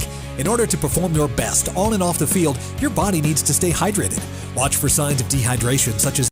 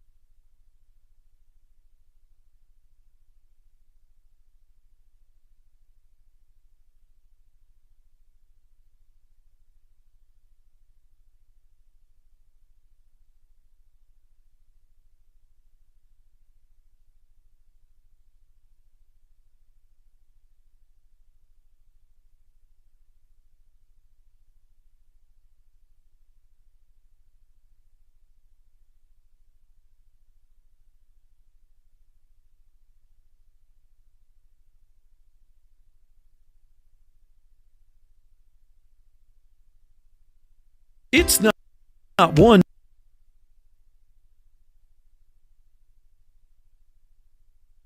but two great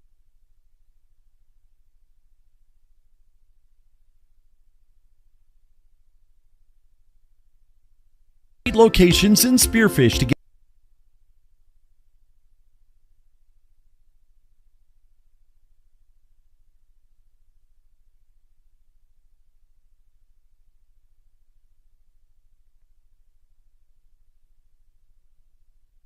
the Spartans making their way back onto the field here for this second half as they get a little pumped up here from the fans in the stands. The Spearfish Spartan faithful, from their student section to the parents and football fans in general, out on a great night.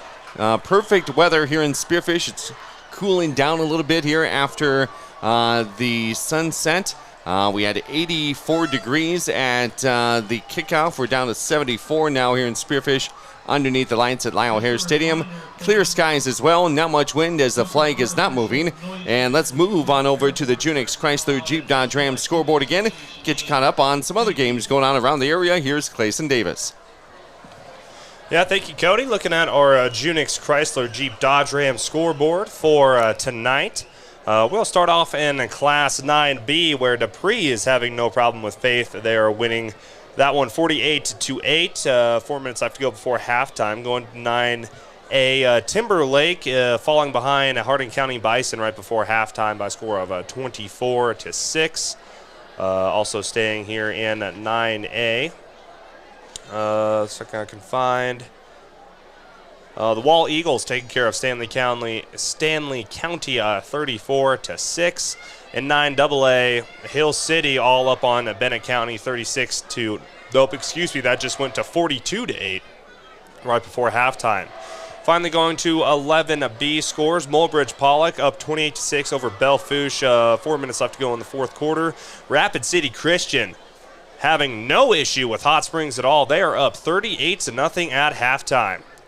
Meanwhile, Custer and Lee Deadwood down in Custer. They're in the middle of the third quarter with a 7-7 tie.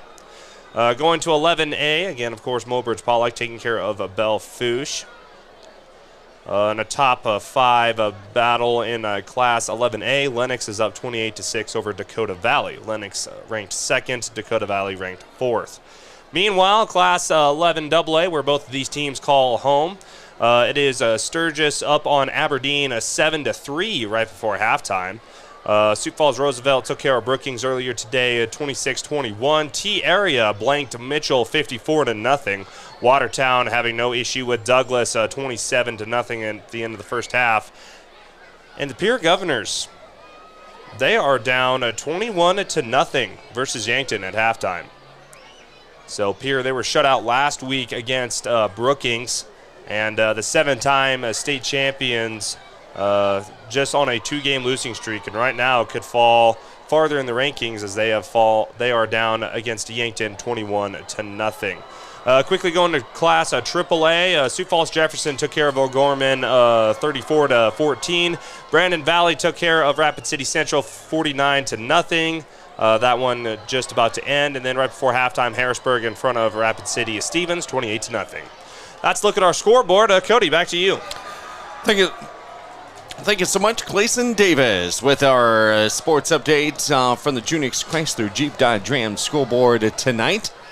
As we get ready for the second half, let's see, Huron had the ball to begin the game. They didn't have it for very long, though. One play, they threw an interception. Spearfish scored on a pick 6, and that's been all your scoring. 7-0, Spearfish with the advantage, and this will be now Spearfish receiving the kickoff to begin the second half. Couple of injury updates. Morgan Loop, he is on crutches for the Spearfish Spartans here on the near sideline. We haven't seen Jack Coette. Again, he was dealing with concussion protocol this week. And now we have the second half kickoff taken by the Spearfish Spartans from their own 10-yard line up to the 20, to the 30, to the 40, getting to midfield and cuts back a little bit, going into Huron Tiger territory. But I believe this will probably be brought back, as that is right there in the flag spot of holding. A push in the back, or a block in the back on the Spearfish Spartans. So all that running for the Spearfish Spartans get up to midfield. It'll be brought back, and we'll see where they spot it. Yeah, again, that's story of the Spartans so far in this, the mid part of this season, is penalties, and more penalties. A long return that's going to be hauled all the way back to the 11-yard line due to a block in the back. So that big return by Hunter Walters, yeah, you can chalk that one off the board because Spearfish will now set up shop at the 11-yard line. 1st and 10 for the Spartans here deep in their own territory to begin the second half. From the Monument Health Orthopedics and Sports Medicine broadcast booth, it is Walters. He gets it away from the 11 up to about the 14-yard line. He's met there by a couple of Tigers on the prowl, and they bring him down after a short gain of about 2 or 3 yards, and Spearfish will bring up second down. They've been going mostly with the run throughout the night, but it has not been successful, as Spearfish has the only points by their defense with that pick 6. And they're hoping to get their offense going a little bit here in the second half. They had some time in the locker room to talk about it. Their defense has really been strong throughout this season, especially their secondary. Here is the quarterback, Hughes. He throws downfield, and this will be overthrown. His intended receiver was number 4, Dylan Doran. Doran has been quiet as a mouse tonight so far. Other than that pick 6 offensively, they haven't been able to get him into the game. Maybe not so much the long balls. Maybe try to go with some screens here for Spearfish. Get something positive and build off that and get some kind of a momentum offensively with the passing game. Yeah, as you can tell on that play, Hughes, he wanted to sit in the pocket, but he just wasn't comfortable enough to sit in there and throw a ball, and now he'll face with a 3rd and medium. And Huron Tigers defensively come up and hit Walters at about the 17-yard line. That's going to be maybe a gain of 2.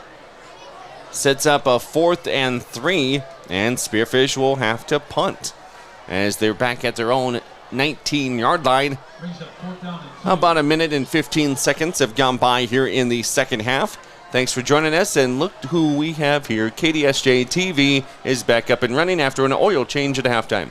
Well, we'll call it an oil change.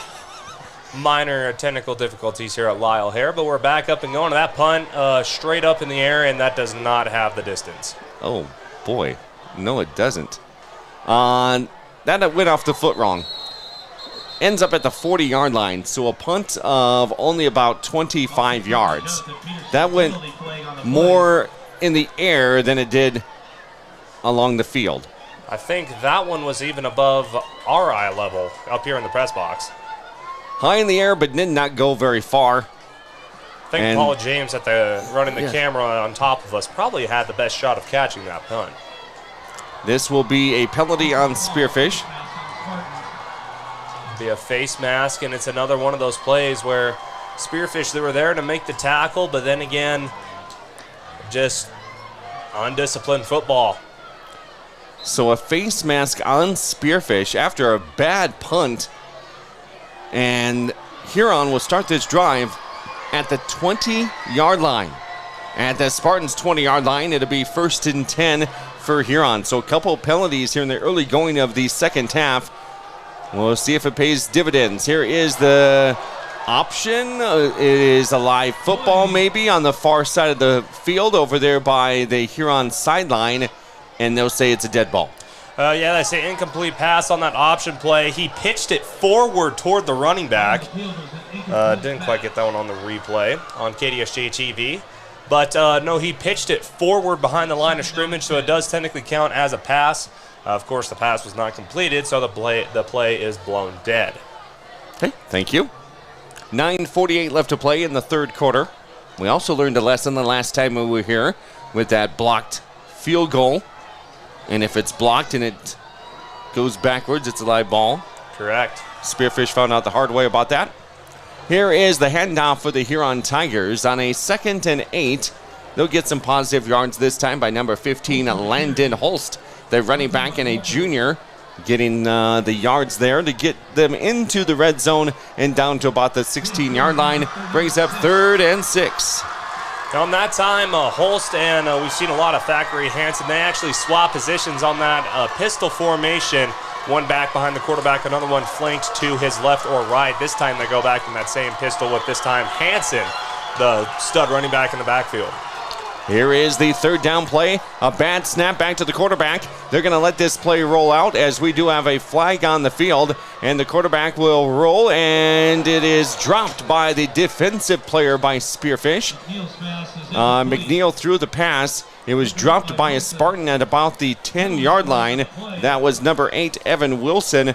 But I believe the play is going to be a penalty on Huron anyway. Yep, they'll get a chop block on Huron. So one of the offensive linemen must have went low on a defender. It must have been too low, below the knees, where there's more susceptible to injury. Either that or it was a high-low block. I believe it's just a chop block. Either way, it's a penalty, and it'll keep it at 3rd down, I believe.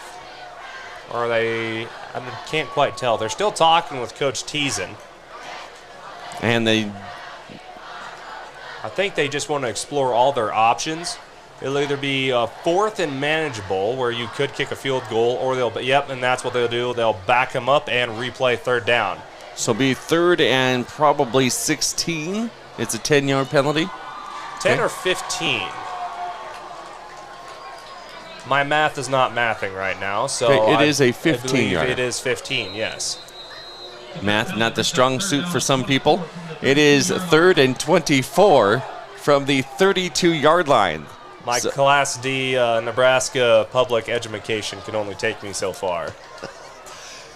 And then you become a radio broadcaster. Here we go. Huron had it inside the 20-yard line into the red zone, and now it's a 3rd and 24 after the penalty. And let's see, Huron tries to throw it to the end zone, and it is bobbled and incomplete. Nobody could get the ball there on the far sideline as it went into the end zone, breaking up there by Dylan Doran, playing his DB position. And now a 4th and 24. That was a good pass by the quarterback for the Huron Tigers, but just unable to get the completion.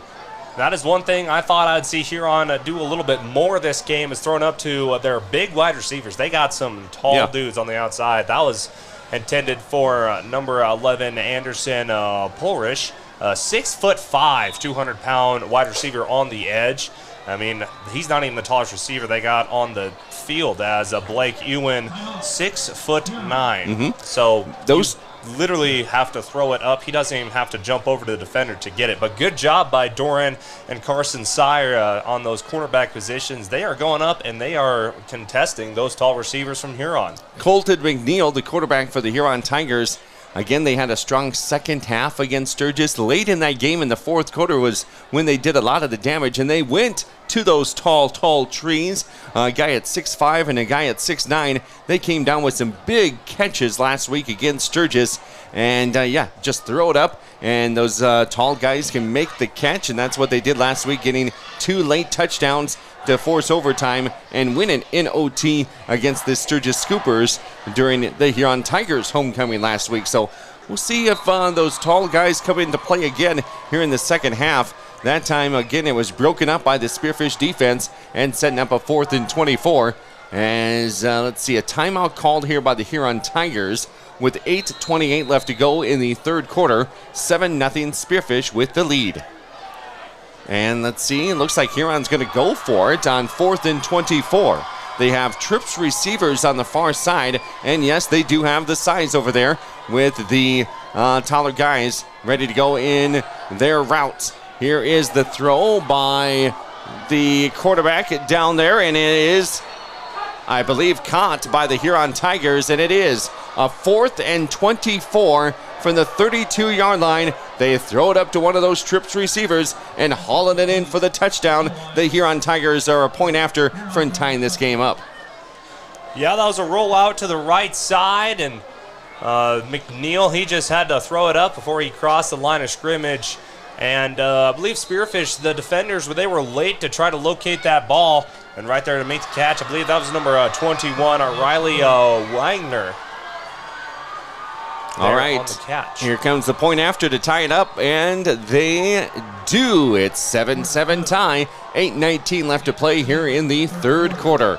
We got ourselves a whole new ball game as we play here on Homecoming Night 2024 for the Spearfish Spartans as they welcome in the Huron Tigers in a Class 11 AA matchup. We're tied up at 7 here in the third quarter. We'll be back with more in 30 seconds on KDSJ Sports.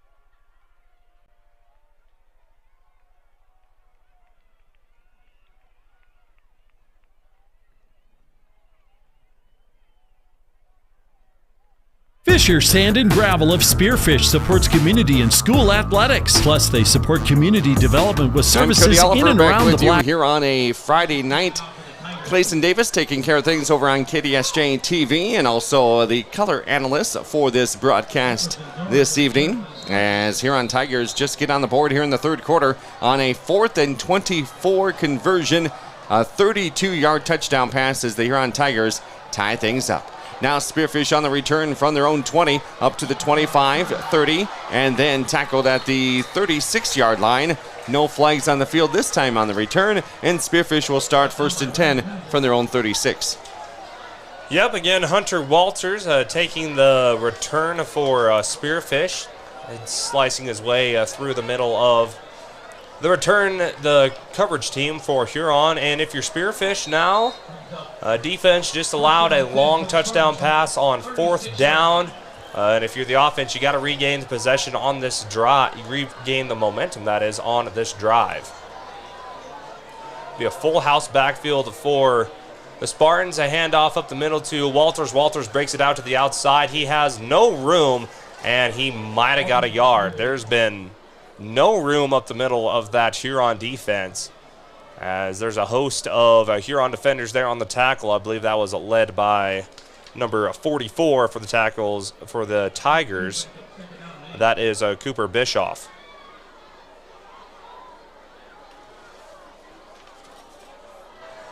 Spearfish getting the play from the near sideline here as they take it into the huddle. Again, they have half the team in the backfield, it looks like.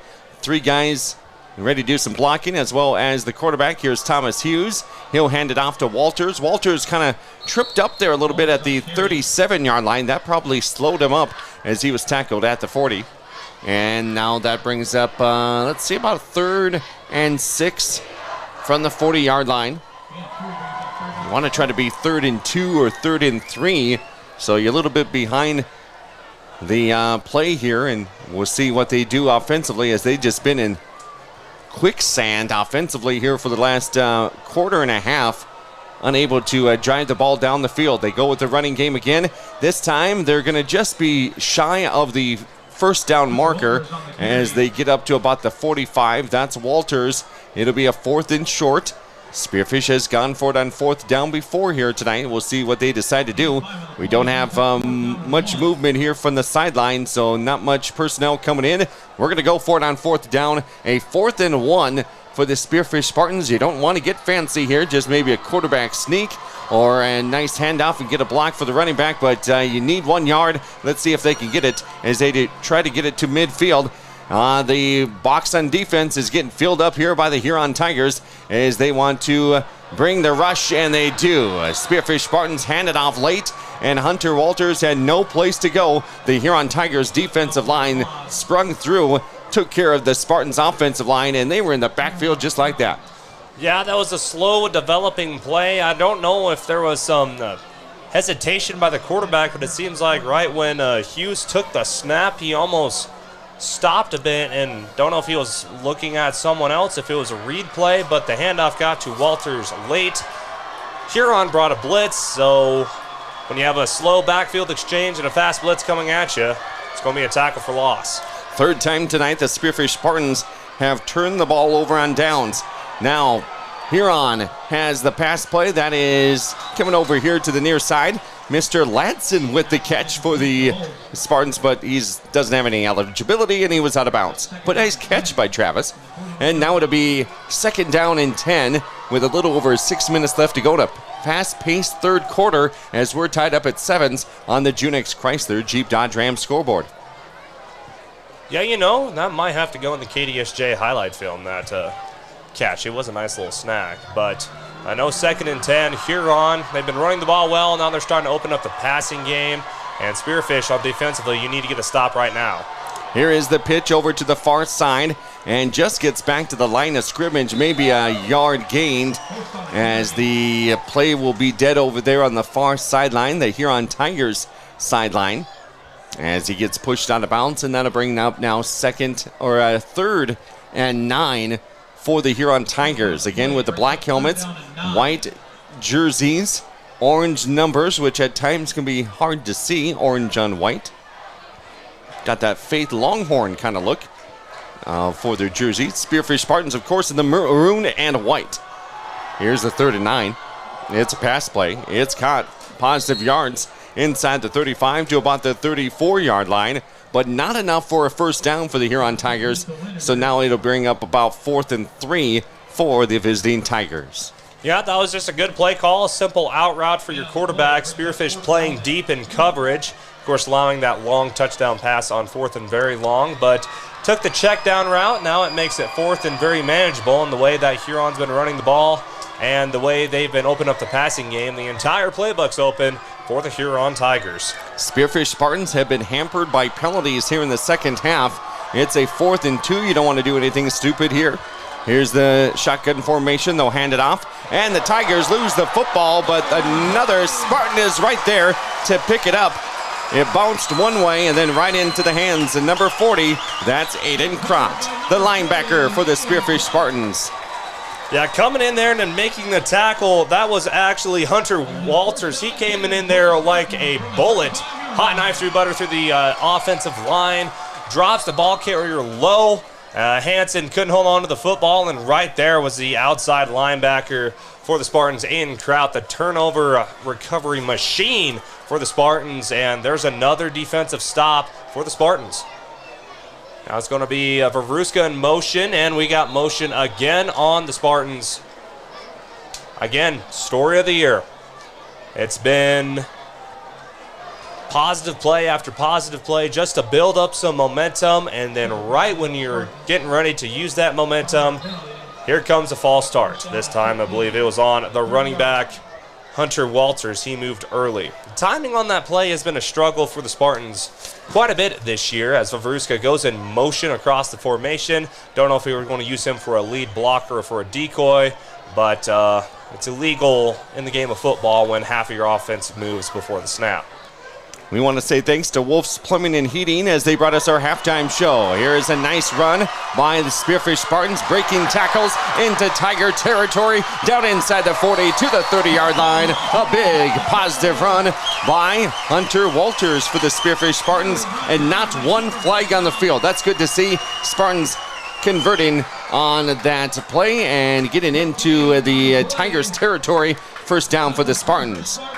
And now they're starting to put their body weight on that defensive line for the Tigers. Hunter Walters, again, slicing through the defense. He's a very patient runner, letting the hole develop. At that time, he saw a crease and he just took it. And now Spearfish, they have some momentum here at the 30-yard line. And the Spartans with the football, 4:37 left to play in the third quarter. They hand it off, and this time spun around on the ground at about the 30. Not much going there. Maybe a gain of a half a yard for the Spartans there in that rushing attack, as one of the players for Spearfish down on the athletic training table, getting the back of his leg worked on. That is number 6, Hunter Walters. We need to get him healthy and back on the field, as he is talking to a couple of the assistant coaches. They had that looked like a rolling pin out, working on his back leg. What would be that, a cramp? Yeah, cramp or some tightness. As Walters, he's been playing a lot of snaps. Also, Dylan Dorn comes out of the game. I don't know if it's due to a formation substitute or what the deal was. So I would think maybe Mick Bosch would come in here on the play for Walters. He does. Mick Bosch, the junior, comes in as the running back, gets the handoff to him, and he goes nowhere. So it's now 2nd and 9 for Spearfish as they get the subs into the game here for the near side Spartans. They also get the play from the coaching staff. Play clock is at 25 seconds and is stopped right now. We had a flag on the play. I believe it was holding on the Spartans, so it's second and very long again for the Spartan offense. Thomas Hughes comes back in as the quarterback for Spearfish. Trips receiver set. 1 on the far side, 2 on the near side as they're on the near hash mark. And a whistle and probably a timeout this time called by Coach Teased and the Spearfish Spartans, giving Hunter Walters a little bit more time to get worked on over here on the near sideline on the trainer's table. Timeout on the field. We're tied up at 7. 3:34 left to play in the third quarter. It's the Tigers and the Spartans for Spearfish homecoming. We're back in a half minute right here on KDSJ Sports.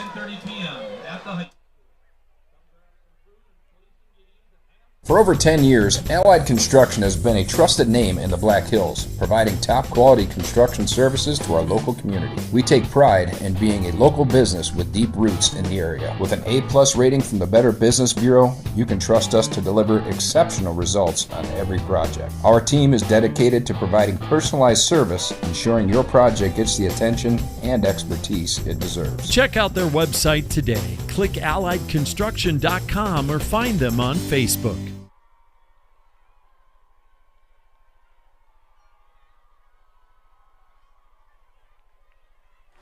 I'm Cody Oliver, back with you here on this Friday night of football underneath the lights at Lyle Hare Stadium. It's going to be a 2nd and 19 for Spearfish. Coming out of the timeout, there is the pass. It is caught, and then getting some positive yards after that. On that 2nd and 19, the pass from Hughes is caught by senior Evan Wilson, so he makes a nice grab there. I thought maybe going with some of these screen passes, just some short yardage catches to build up some momentum and some positive yards here for Spearfish. As again, they're back behind the chains at 3rd and 12 coming up here for Spearfish. Yeah, a simple out route by Wilson. Nice little easy completion for Thomas Hughes. Again, Hughes not the typical passing quarterback, trying to build up his confidence now. Here's another pass. It is caught over here on the near side by Sire. And then he runs around, finally gets tackled there at about the 31-yard line. That's only going to be a gain of about 1 yard. So that sets up 4th down now for Spearfish. It's going to be 4th and around 10 yards to go as the quarterback Hughes comes over to the coaching staff and looks like they're going to go for it on 4th down. They are in enemy territory. And now they're using some time to get that play in from the sideline. It's down to 13 on the play clock. Spearfish and Huron each with 2 timeouts left. Little confusion here from the coaching staff over to the players as nobody is on the same page right now. Are they going to burn a timeout or just let that play clock go down to 0? They will let the play clock go to 0. So they'll take the penalty. And now with the game tied up at 7, 2:37 left to play here in the third quarter. It's going to be Spearfish punting it as the special teams comes out. It'll be a 5-yard penalty with the delay of game. Instead of being 4th and 10, it'll be 4th and 15 as Spearfish did not get the call in from the sideline in time. So they took the delay of game, back him up 5 yards. So maybe this may pay off if they can pin him in that coffin corner. Here is the high punt again for Spearfish, but it doesn't go very far, and it may not go any positive yards. Another bad punt for the Spearfish Spartans. Sam Marcus, let's see, had the ball at the 35, and they will mark the football. Let's see where. It was high up in the air just like last time, and then it took a bounce, and it went backwards. So a punt of 1 yard. It's at the 34-yard line. And now Huron Tigers will start over on this next drive. This is their 3rd drive of the quarter. So special teams is not coming up for the Spearfish Spartans. You'd be better going for it on 4th and long that time. Here's the Huron Tigers. They throw it up in the air. It's up in the air too long, but a big, tall receiver is able to haul it in. Number 14 for the Huron Tigers. It is number 14 for the Tigers, not the Spartans. That would be Blake Yowen, 6'9". Again, just throw it up, make him catch that football just like he did last week against Sturgis. And now they found their big targets for the Huron Tigers. They're just outwilling the Spearfish defensive backs as the 6'9" Elwayne goes up, makes the catch, gets some yards after the catch, and now it sets up into Spartan territory. And this time, Spearfish able to bring him down in the backfield. Not much going there for Mason Juergens, so he loses a yard and brings up now 3rd and around 12 to go. Huron getting the plays in from the sideline, going no huddle as they come up to the line of scrimmage. 2 receivers set here. Elwine is one of the tall targets for the Tigers. Spearfish defensively motions over. Now the quarterback. He rolls out. It's McNeil. McNeil throws, and the pass is caught over there at around the 22-yard line. Pass caught that time by Porsche. He's 6'5". So Porsche and who was the other tall guy? Elwine. Okay, so those two probably going to be your main targets here for Huron as they go with the passing game. A minute left to go here in the third quarter. The shotgun is Colton McNeil for the Huron Tigers. Spearfish has not been able to stop him here in the third quarter. Here is the pass play. It is caught. Some positive yards that time by number 21, Riley Whittaker. The wide receiver, 5'10", 165 pounds, and a junior, makes the catch. They move the chains. A first down here for the Huron Tigers as they've silenced the Spearfish Spartan crowd here on homecoming in a tied game, 7-7. 40 seconds left to play here in the third quarter. The Huron Tigers driving this one after a bad punt by Spearfish that only went a positive 1 yard. Huron is taking advantage of it now as they go with the passing game here in the second half. Now they set up the run, and this time they get it inside the 15, do about the 10. Big load there for the Huron Tigers. Nice, strong running back. Gets on through for some yardage there. And the third quarter will probably run out of time here before they get another play. Each team with 2 timeouts. And the game clock down to 3 seconds, down to 2. The game clock is at the other end of the field, so they have their back to it. And the official says it's the end of the third quarter. Don't snap the football. And we're going to have to go all the way down to the other end of the field. 7-7 tie. Spearfish Spartans scored on the first play from scrimmage on a pick 6 by Dylan Dorn. The Huron Tigers scored here in the third quarter with 8:19 left to play in the third. The Huron Tigers on a 4th and 24. They get a 32-yard touchdown pass. The point after was good, and it's all going to come down to the fourth quarter, just like it did for both of these teams last week. The Tigers and the Spartans. Your fourth quarter is coming up in 30 seconds on KDSJ Sports.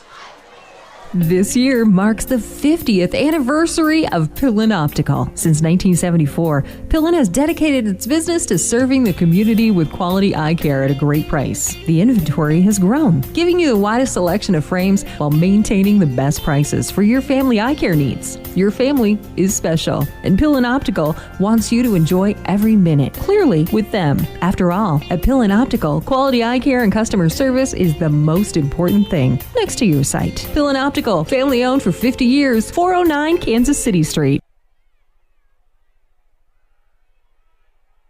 I'm Cody Oliver along with Clayson Davis here at the Monument Health Orthopedics and Sports Medicine broadcast booth on a Football Friday.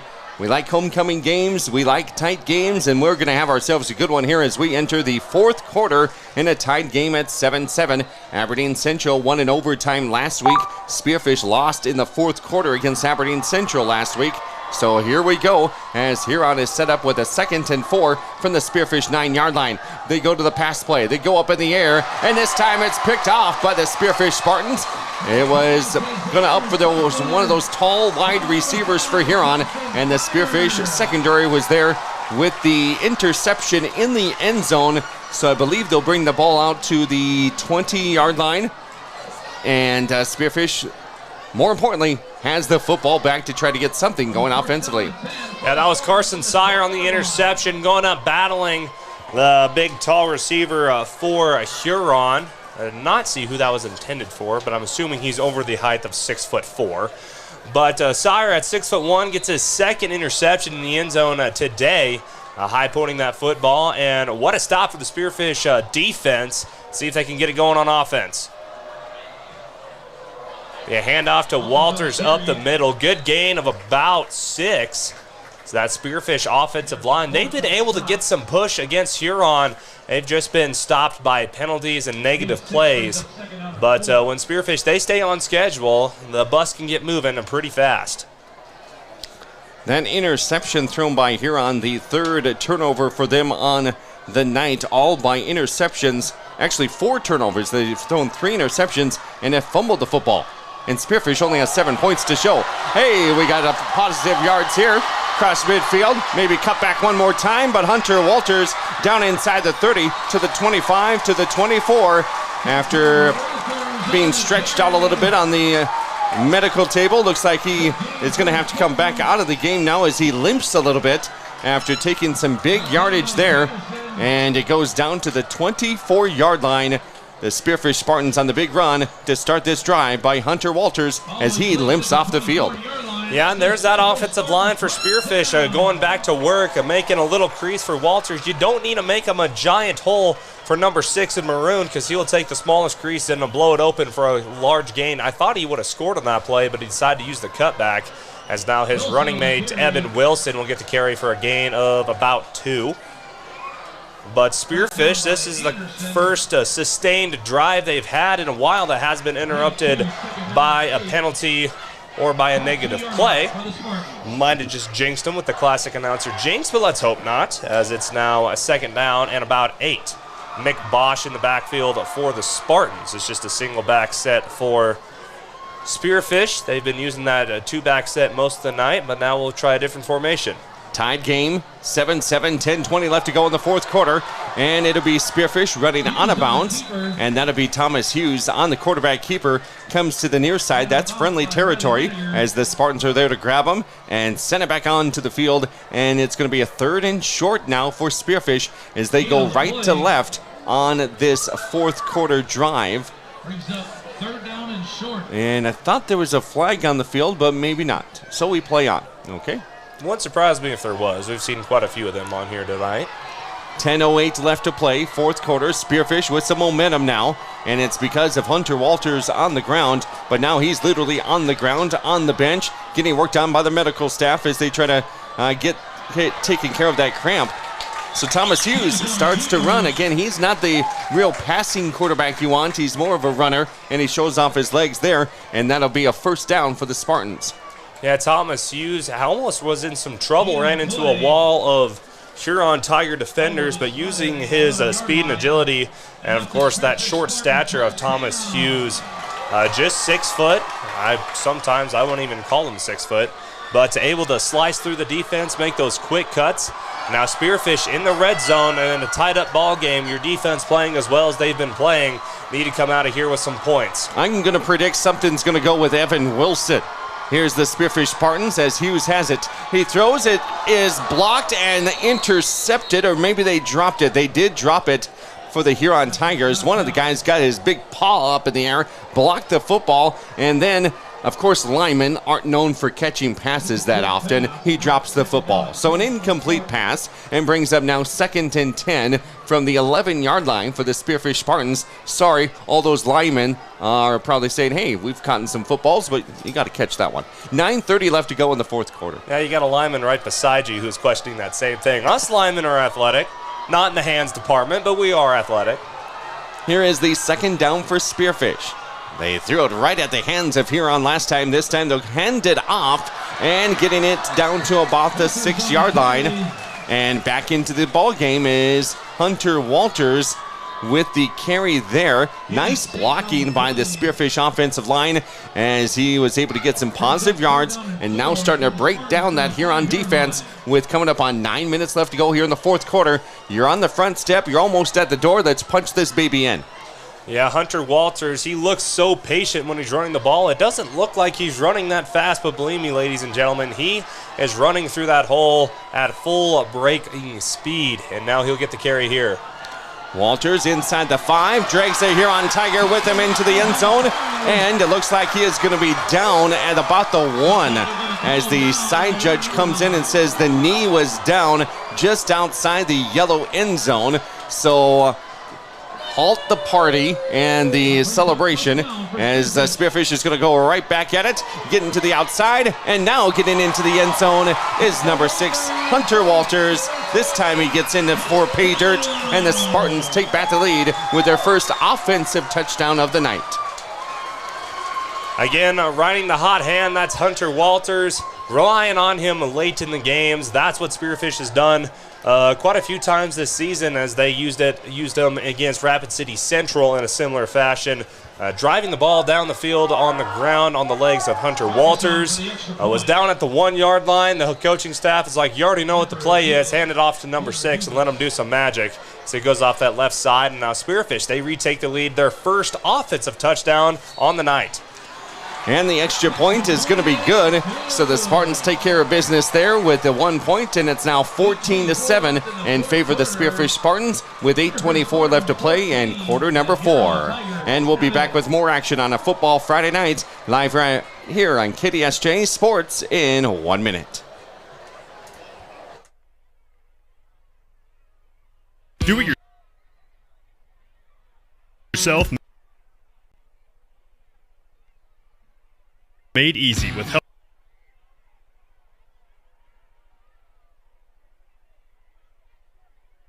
from Proline Equipment Rentals in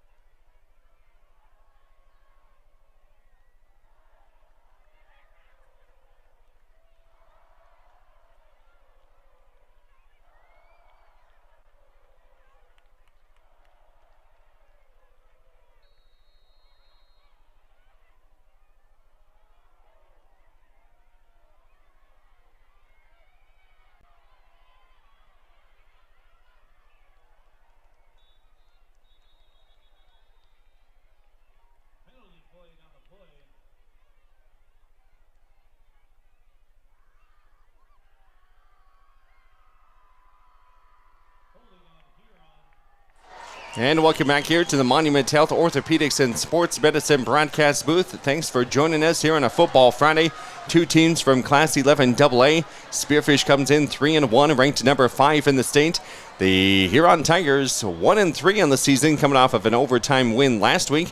They're starting to set themselves up for another successful second half as they scored a touchdown in the third quarter. Now they have the football in the fourth quarter, down by 7, 14-7, as they'll start this drive 1st and 10 from their own 25-yard line. And again, they have some tall receivers that they'll try to target. And here we go, as Huron has decided to throw the football more here in the second half. And they throw the football, but it's to the wrong team. Picking off the pass is number 8, Evan Wilson. I predicted a little bit ago that we might have something big by Mr. Wilson. He picks off the pass. There is a penalty flag on the field, so we'll see if this play stands. I believe this might be holding on Huron. They're calling up the Spartans captain. I believe they'll just decline this penalty, but again, a rollout for the quarterback, McNeil. They've done that quite a few times today. Or it could be a chop block on Huron as well. Either way, it happened before the throw, so the penalty should be declined. Yep, penalties declined on Huron, and a turnover for the Spartan defense. 4th interception thrown on the day by McNeil. First interception, I believe, on the season for number 8, Evan Wilson. And playing an outside linebacker position. And Spearfish, after not getting the ball going at all in the really first 3 quarters, they've got the ball running now in the fourth quarter. As the Spearfish, they play best when they have the lead. They're up by a touchdown. They're in positive field position. Let's see if they can punch another one in here at Lyle Hare Stadium. As we have some confusion, and we got a false start on Spearfish. So 1st and 15 now for Spearfish, as it's 8:12 left to play here in the fourth quarter. The Spartans up 14-7 on the Junix Chrysler Jeep Dodge Ram scoreboard. Penalties starting to add up here as we go through the fourth quarter. 4 interceptions thrown by Huron, so their quarterback is not going to be the player of the game. And they've also lost the football to fumble. Here is the throw, and it is going to be incomplete. The quarterback, Thomas Hughes, takes a shot by the Huron Tigers. I thought maybe they would throw a flag for that hit on the quarterback, but they don't have any flags now. And the pass is incomplete. Still, after taking that hit, he was able to get some good air underneath that and get it downfield, but it goes incomplete, sets up 2nd and 15. Yeah, as a defender, if you're within a step and the quarterback still has the ball in his hand, it's kind of that green light to throw it. It's a very fine line between if it's late or if it's not, especially in the quarterback. But if he is rolling out of the pocket as a defender, it is your job to stop that quarterback run. And Thomas Hughes did some acting there on that play as well. And here is the keeper for the Spearfish Spartans. That is quarterback Thomas Hughes, running what he does best. There is a penalty flag back there around the holding area, and probably going to be on the Spearfish Spartans. This play will be brought back on that hold. Yep, another holding call on the Spartans. It's hard when you're engaged with your defender, and that's when your quarterback is running the same way that you're blocking your defender. So the defender's natural response is to try to peel off. And of course, you get caught for holding. The age-old argument is that there's holding on every play. That is a fact, but it just depends on how well you hide it. It is the 46-yard line. Spearfish still in Huron territory, but right now they're going in the wrong direction as they're getting backed up by some penalties on this drive. 7:57 left to play, fourth quarter. You'd like to have a 2-touchdown lead here in the fourth. Here's the handoff, goes to Walters. Walters muscles his way to about the 42-yard line, and that'll bring up now third down. Third and a ways to go. They're at the 41. They need to get to the 21. So that'd be 3rd and 20 for Spearfish as they get the right personnel into the game. Near wide receiver is set up. We have 2 receivers on the far side. 3 guys in the backfield. One of them's the quarterback as Hughes would take the snap from the shotgun. hand it off to Walters. Walters at the 30, spins around, and he keeps those legs moving and gets it down to about the 27-yard line. Another hard run by Hunter Walters as he gets up and kind of shakes that leg that he's had some issues with in this ball game, but he stays in the game. There was another flag on the field. I think we just have an injured defender. Okay. That'd be number 64 for the Tigers. It'd be one of the defensive linemen, Rayshaw Whiff, 6'1", 180-pound defensive lineman. He stays in the game.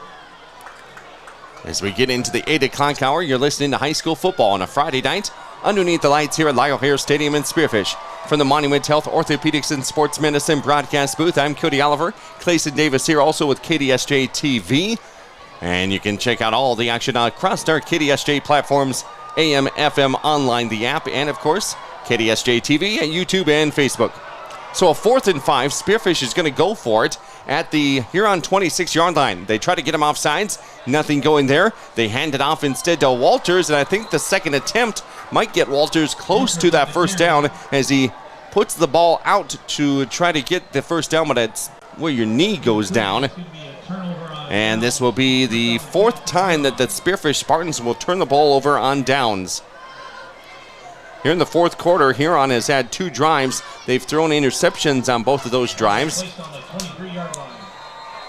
3 out of the past 4, the last 3 possessions for the Huron Tigers have been turnovers. A fumble and then back-to-back drives with interceptions, and they're still only down by 7, 14-7, 6:20 left to go. Yeah, Huron Tigers will hand it off. Spearfish able to follow the play there and bring him down for a loss back at around the 20. Holst with the carry for the Huron Tigers, and Walters with another tackle. Yeah, Huron, they've been riding Holst the second half after Thackeray Hansen in the first half. Really was running the ball well and then had some fumbling issues.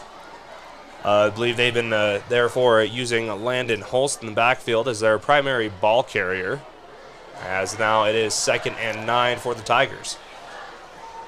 4 times tonight, the Spearfish Spartans have turned the ball over on downs. We'll see if Huron can take advantage of it, but like I mentioned, the last 3 drives have turned into turnovers, and now they're going to have a 3rd and middle distance for the Tigers as they go left to right here in the 4th quarter. Clock is ticking, down under 6 minutes left to go. Every play is important, but this may have a little extra weight on this 3rd and 5. You're at your own 28-yard line as they bring in the receivers. One receiver on the far side is late to get checked in. Now the official notices him. Play clock was down to 6. Here's the pass, and it is caught.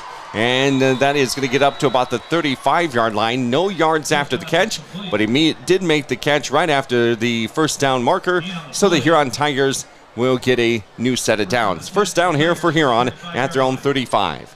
Yeah, it's just a simple sit-down route for Huron. Just a simple little curl route for the receiver, number 21, Winninger. And now a new set of downs for Huron. You almost wonder if you have to score on this drive with the way that Spearfish has been running the ball. You might not have another chance.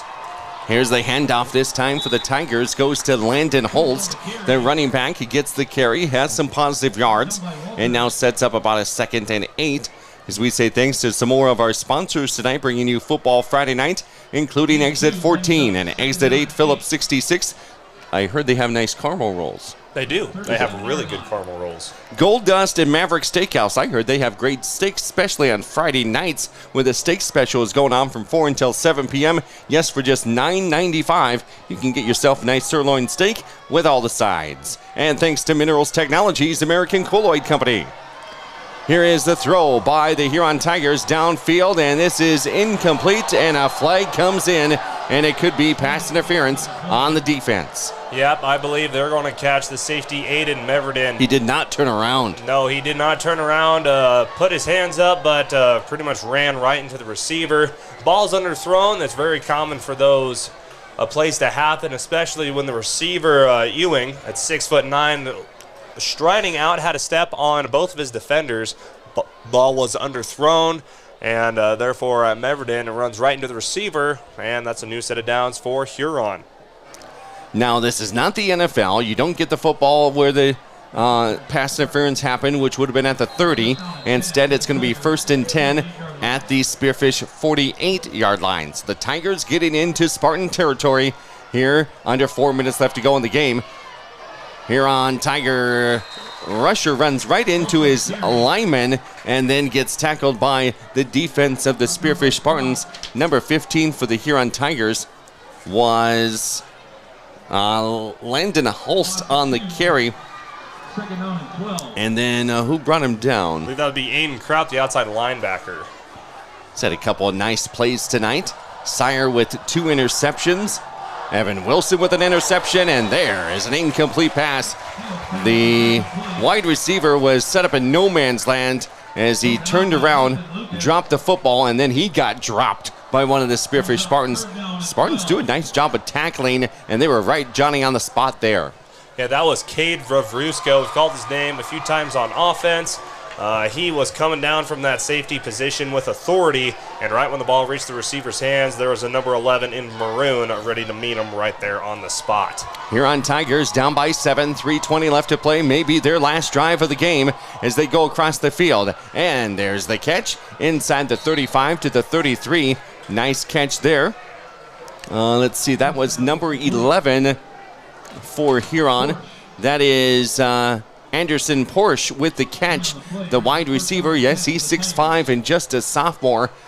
To go along with that height, he's also got some pretty good hands. He's made some catches tonight as he'll be set up as the near receiver here for the Huron Tigers. He's 6'5". They have another receiver in motion that's 6'9". Maybe they go to the tall targets. And here is the handoff for the Tigers. Spearfish is right there to meet him at the 30-yard line. And that will be now 2nd down with 2:48 left to play. And a flag on the field. Huron Tigers look a little frustrated with it. We'll see if it's on them. Yep, that's another chop block on Huron, which is a 15-yard penalty. So I believe on those sweep plays, it's super hard to seal off your receiver. So therefore, you're not able to get in front of the blocker. So you just go at his legs to try to chop him, get him off his feet. But if you go too low, that is a chop block penalty. As now that will back Huron all the way up to the 49-yard line. So it's still 1st down, but 1st and a country mile for Huron with about 2:48 left to go in the contest. As we got trips to the far side. No one here to the near, just a single tight end. Now the running back will move over to the left side of McNeil. Snap back, McNeil, blitz coming by Spearfish. He's going to throw up a prayer. It's going to be short, very short for Vruska there with the interception for the Spartans. You get an interception, you get an interception. Everyone in the Spearfish backfield gets an interception. The 5th thrown by McNeil today. He had to throw up a prayer, had the air, didn't have the distance, and coming up to make the interception again, Cade Vavruska, the safety. And now Spearfish has 2 minutes and 41 seconds to run out the clock and potentially get a homecoming win. It is 14-7, Spearfish Spartans with 2:41 left to play as they take over after that interception. And the Spearfish Spartans will set up and run the football, but they go backwards. A tackle there, loss of about 6 yards on the play as they brought one person in motion and then just handed it off right there and ends up going down. Timeout taken, I believe it's going to be by Huron as they want to stop the clock as many times as possible here in the 4th quarter. 2:32 left to go. They do take a timeout. Huron Tigers will go meet up on their sideline. Spearfish will do the same. We're going to have a 2nd down coming up with Spearfish up by 7, and we'll be back in 30 seconds on KDSJ Sports. For nearly 50 years, Low Roofing Incorporated has been the trusted name in commercial roofing across western South Dakota and eastern Wyoming. Family owned and operated since 1975, they bring quality craftsmanship and reliable service to every project, big or small. From repairs to new installations, Low Roofing Incorporated covers it all. Protect your business with the experts who care and products that last. Call 1-800-658-4543. Low Roofing Incorporated, building a legacy of trust.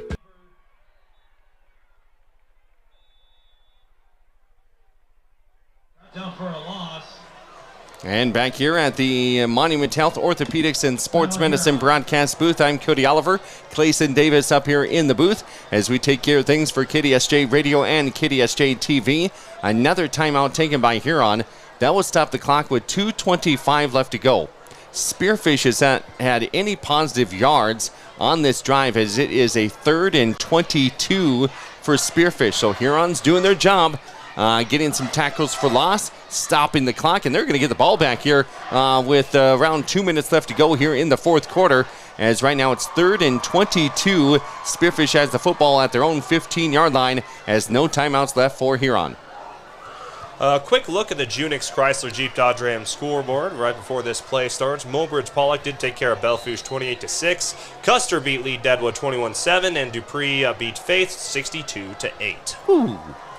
2:25. We got ourselves a good game here. Spearfish lost last week 14-6. Tonight they're up 14-7. Here's Hughes on the keeper, and he comes over here to the near side out of bounds.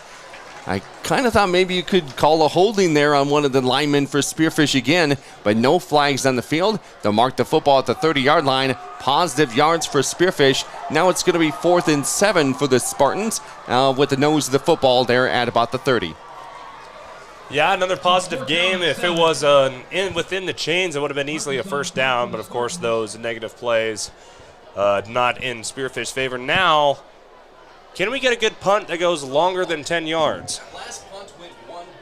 The last punt went 1 positive yard.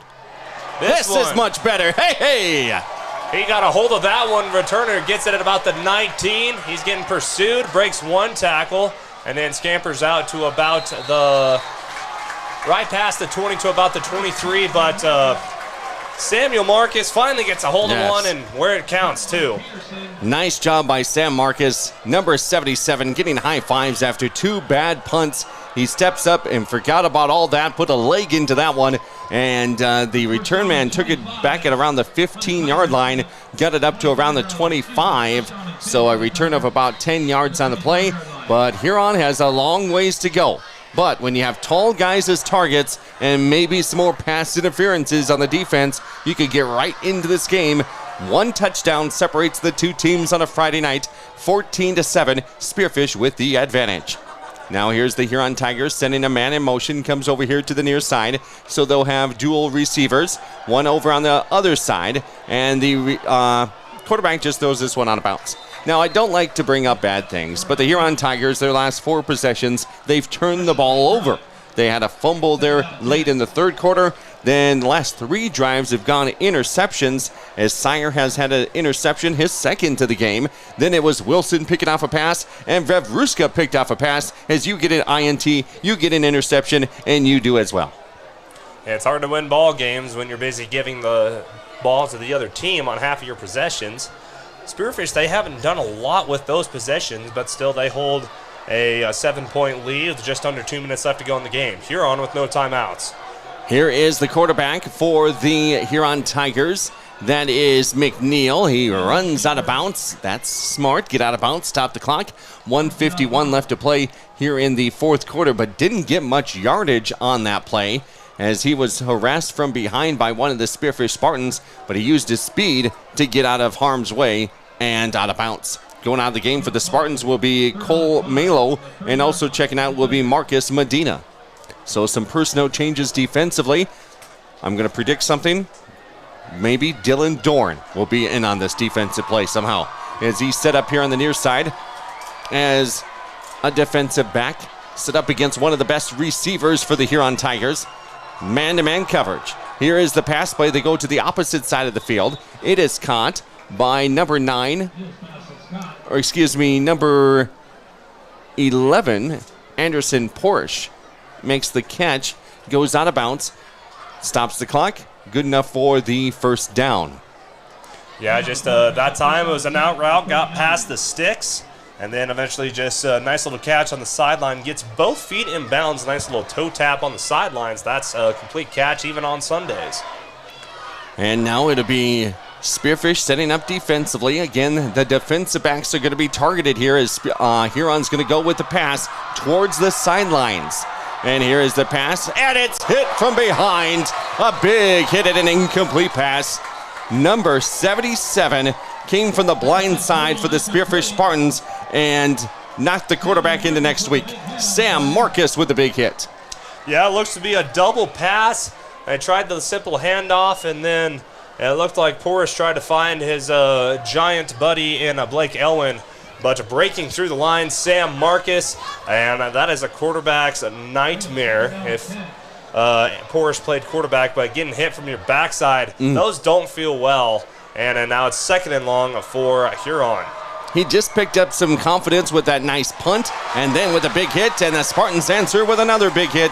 Spearfish defense, Aiden Krotz again with a nice tackle. We've said his name a few times tonight. The linebacker, 6'1" senior on homecoming, coming up with another big hit. Yeah, Aiden Krotz, and then again, also number 77, Samuel Marcus breaking through the line again, and that sets up a 3rd and long for Huron. Here is rolling out McNeil, the quarterback for the Huron Tigers, trying to get over to his friendly territory. He goes out of bounds at the Huron sideline, and this will be stopping the clock with 68 seconds left to play here in the 4th quarter. Again, just a one-score game. If Huron can get the ball downfield somehow, maybe Spearfish has a penalty here or there. The Huron Tigers do need to score 7 points to tie, which they had to do last week against Sturgis late in the game. They got a huge touchdown pass there late in the game to tie it up. Maybe they do it again tonight. Trips receivers here for the Huron Tigers is, again, they try to get the ball to the sideline so they can get out of bounds. And here is the catch, but going nowhere as the Spearfish Spartans, another nice defensive play. Making the catch was number 21 for the Huron Tigers. That was Riley Winiger, but then met by a Spartan. Yeah, that was an interesting play call, to say the least. Nice little bubble screen, but it was 4th and long, and Spearfish, I don't know if they were trying to run everyone deep, have Spearfish play super deep, and then come up, make the catch, run 10 yards for the first down. Spearfish Spartans, they were not fooled. They made right on the catch was Winiger, but then right when he turned around, there was 3 Spearfish Spartan defenders there to make the tackle. And that, I believe, will do it. With 68 seconds and a 4th down, you had to go for it, down by a touchdown, but just the play call was maybe questionable. So they're going to go with the delay of game here. They just need it. Okay. So this may be one more play that they need to kneel. Victory formation, as they say. So they did move the football back because he took the knee. And now looks like they're in victory formation as the 2nd and 16. They do have a couple of safety guys around the quarterback just in case something goes terribly wrong on the snap. I remember last year Spearfish really struggled on snaps back to the quarterback, and we're going to have a Spearfish Spartan homecoming victory tonight. They didn't score much, but they scored on the first play from scrimmage on a pick 6 by Dylan Doran. They would score in the 3rd quarter. Would be the Huron Tigers getting a touchdown, and then the Spearfish Spartans add on a touchdown run by Hunter Walters in the 4th quarter to get the victory, 14-7. The defense stepped up when they needed to because the Huron Tigers have some big targets, but turnovers by the Huron Tigers. Just in the 4th quarter, they threw 3 interceptions. Also in the game, they threw a couple more interceptions in the 1st quarter. They fumbled the football in the 3rd quarter. So add that up, that's 6 turnovers by the Huron Tigers, and the Spearfish Spartans had 0. They did turn the ball over on downs a few times, but the Spearfish Spartans able to hold off the Huron Tigers here on homecoming. Final score on the Junix Chrysler Deep John Ram scoreboard, 14-7 Spartans. Yeah, that was Gutsy win by Spearfish, especially when not everything was on their way. Still had a lot of penalties. Offense production wasn't really as consistent as they wanted, especially at the beginning of the game. Again, a pick six to start the game is what anyone would want to do to start off the contest. But Huron, they had a great job. They had a great game plan coming into the game. They ran the ball very effectively in the first half. That opened up the passing game, just what head coach for Huron wanted to do, Drew Strand. But eventually it was the Spearfish offensive line and Hunter Walters doing what they do best, running the ball down the field, down the throats of the Tigers, and again getting that last touchdown. And then, as usual, running out the clock for the Spartans and getting the win. 14-7, Spartans with a homecoming victory, as we will name our player of the game in the post-game show, as well as your Junix Chrysler Jeep Dodge Ram scoreboard.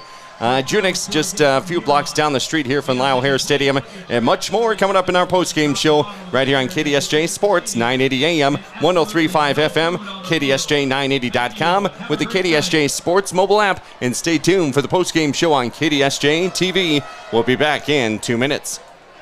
A lot of land comes with a lot of work. The new Kubota MX Series has a lot to offer, including the versatility to mow, move hay bales, grade roads, and clear brush and snow. An optional spacious cab to keep you comfortable in any conditions. A front-end loader with excellent loader lift capacity, hydrostatic or gear transmission options, and affordably priced. Visit your local Kubota dealer today. See Butte County Equipment, located on U.S. Highway 212, Belfouche, or go online to automotivecompanyinc.com. What is it that makes you powerful? It's not only having a voice, but knowing that it's heard, loud and clear. We understand knowledge can change your life, and that energy will continue to power it. And because you're part of a Touchstone Energy cooperative, we're always listening. Because you're more than just a customer, you're a member. And what's more powerful than that? Powder River Energy, serving Northeast Wyoming since 1946.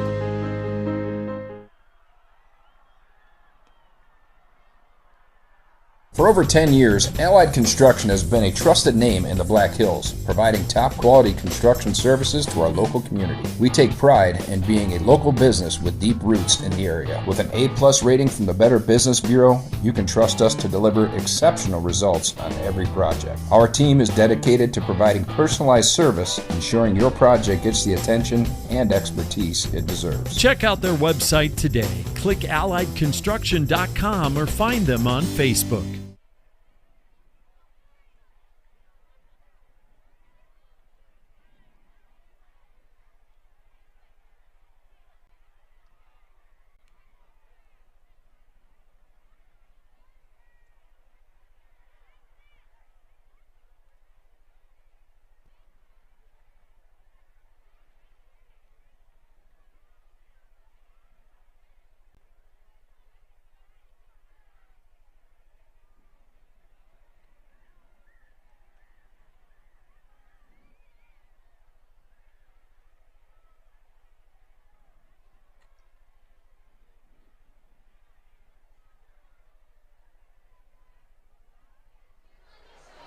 And welcome back here into the Monument Health, Orthopedics, and Sports Medicine broadcast booth. The Spearfish Spartans have only had 2 home games this year, but they have been successful in winning both of them on the first night of the season, defeating T area, and then tonight taking care of another Class 11 AA squad, the Huron Tigers. 14-7 your final score on the Junix Chrysler Jeep Dodge Ram scoreboard. I'm Cody Oliver. Clayson Davis with us there for KDSJ Sports tonight. And let's have a look at the game summary. On the first play of the game from scrimmage, as the Huron Tigers elected to receive in the ball game, well, they threw the ball to the wrong team. On the first play of the game, a pass was picked off by Dylan Doran, and he ran it back for 6, and the Spartans were on the board with that pick 6. The point after was good. 17 seconds left in the, 17 seconds gone by, they're up 7-0. Now that would be the only score for quite some time, as Huron would score in the third quarter.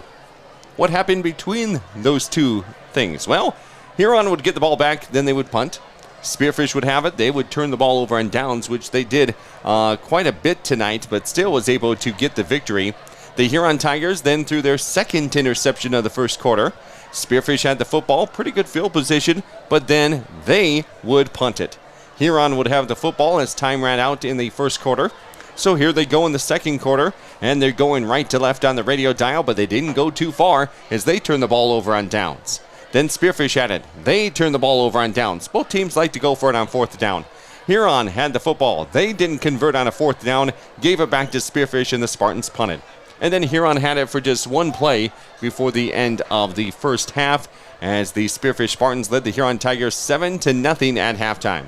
We get into the third quarter. Spearfish got the football to start off things, and they would have to punt on their first drive of the third quarter. Then Huron would have it. The Tigers on a 4th and 24 throw a 32-yard touchdown pass that was caught in the far end zone corner there, and the point after was good to tie it up 7-7 with 8:19 left to go in the third quarter. And you just kind of thought, well, Huron found those targets now. They started the passing game instead of the running game that they had in the first half, and tied up ball game there in the third quarter. We had a whole new game, and Spearfish would have the football on a fourth down, and some penalties cost him, and they turned the ball over on downs. Then Huron would fumble the football. It's their third turnover. Spearfish was able to recover it. I can't remember where on the field that happened. There's the third quarter, maybe right down here about the 35-40-yard line. It was right. Yeah, it was in positive field position for Huron, and then running back got loose. I believe that was Hansen with the fumble, and then we didn't see Hansen the rest of the game run the ball, so I wonder if there's those two are a coincidence. I think not, but I believe, yeah, it was around the 25, 30-ish. That was on a fourth down. It was. Yep. And then one Spartan got onto it, then he lost it, and another one ended up hopping on it for good. Then Spearfish, well, they couldn't take advantage of it. Some more penalties piled up, and they had to punt. And then Huron had the football as the third quarter came to a close, and we still had a 7-7 tie. Huron has the football going into the fourth quarter, and they would throw an interception as Sayre got the second interception of the night down there in the end zone as he picked off that pass in the end zone. So the Spartans get the second interception by him. It was the fourth turnover of the night, and Spearfish would have the football, and this time they drive it down the field, capped it off with a 1-yard touchdown run by Hunter Walters. He did a lot of good things on that drive. Yeah, Hunter Walters was gashing the defense momentarily. It wasn't consistent. Of course, those negative plays and penalties, it's hard to keep a drive going when you have those two consistently on every other drive. But no, on this drive in particular, Hunter Walters, he finally found a rhythm. Offensive line started paving some holes.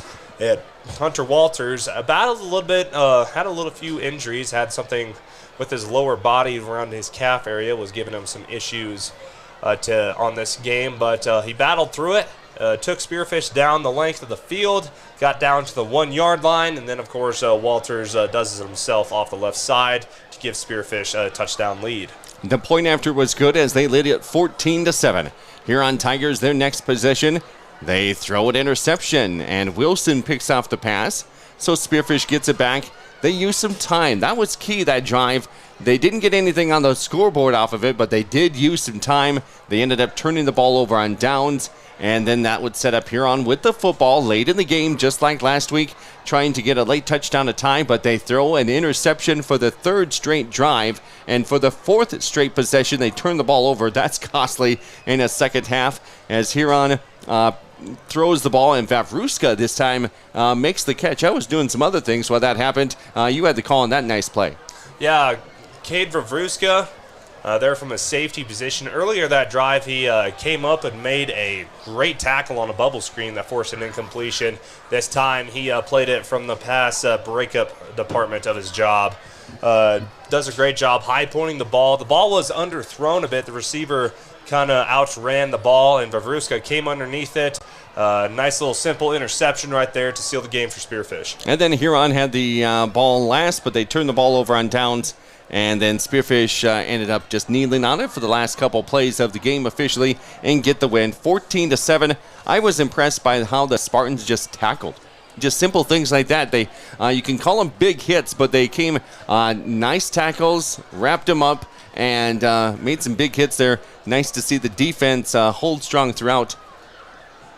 No, I completely agree, especially from their secondary. Dylan Doran, Cade Vavruska, Carson Sire, Aiden Meverden, those back forward, they've been doing a great job this game tackling, especially in open field, especially with all the athletes that Huron has, the size, being able to break tackles. And no, the Spearfish, especially the Spearfish secondary, did a great job of tracking the near hip and bringing down ball carriers and not just letting them fall forward either. When they put a body on someone, they put a body on someone and brought them down for no extra yards after contact. So again, good job by the Spearfish secondary and tackling. It's something that they needed to improve on after last week versus Aberdeen Central, as tackling wasn't up to the standard that Spearfish would like. A lot of kids were falling forward last week, but didn't see much of that this week versus Huron. So again, Spearfish getting a much-needed win at home. Just their second home game, 2 for 2 on the season in home wins. Next one will be in 2 weeks as the Douglas Patriots will make the short trek out here west. Next week, Spearfish, they got a test. They're going to number 1 ranked Watertown on the complete opposite side of the state over there in Watertown, South Dakota. So definitely a tough contest for Spearfish a week from now. Spartans win the turnover ratio big time tonight as Huron threw 5 interceptions and they lost 1 on a fumble. The Spearfish Spartans did have some turnovers on downs, but not 1 turnover other than that. So they win the turnover ratio 6-0. Good job there by the Spearfish Spartans defense and holding the Tigers under their season average of 12 points. They held them to just 7 tonight. The one score for the Huron Tigers was in the third quarter on a 4th and 24, a 32-yard touchdown pass, and the point after was good. Spearfish has scored, well, Dylan Doran on the first play of the game, a pick 6, and then the other one came in the fourth quarter as Hunter Walters had a 1-yard touchdown run with 8:24 left to go. So 1 defensive score, 1 offensive score. You forced 6 turnovers, don't have any yourself. I don't want to even see how many penalties each team had, but that kind of kept Huron in the game as Spearfish had quite a few penalties in the contest. On the Junix Chrysler Jeep Dodge Ram scoreboard, we do it in regulation. Spartans get the victory 14-7. Coming up next, it is our Junix Chrysler Jeep Dodge Ram scoreboard. We'll have a look around the state at some other games from Class 11 AA, the Black Hills Conference, and more coming up after this 2-minute timeout.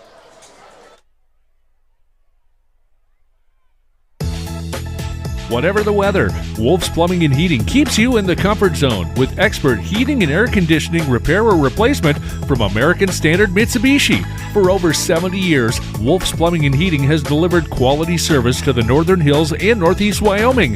When you need timely, expert service for heating, cooling, or plumbing, call 605-642-5755 or search Wolf's Plumbing and Heating and stay in the comfort zone.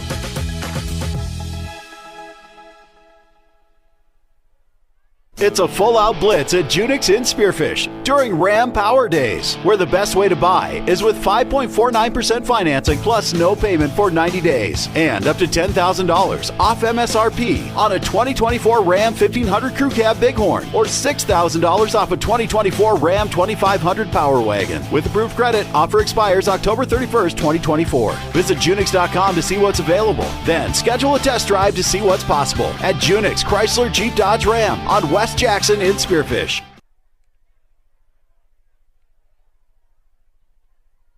Jake's Collision Repair has built their reputation by offering the highest quality, guaranteed repairs in the area. Satisfied customers return again and again for everything from collision repair to custom paint, glass and windshield, and the best hail repair in the region. They're preferred by most insurance companies and work with all of them. Jake's Collision Repair of Spearfish and Sturgis. Give them a Google today for the best repair on your vehicle, guaranteed.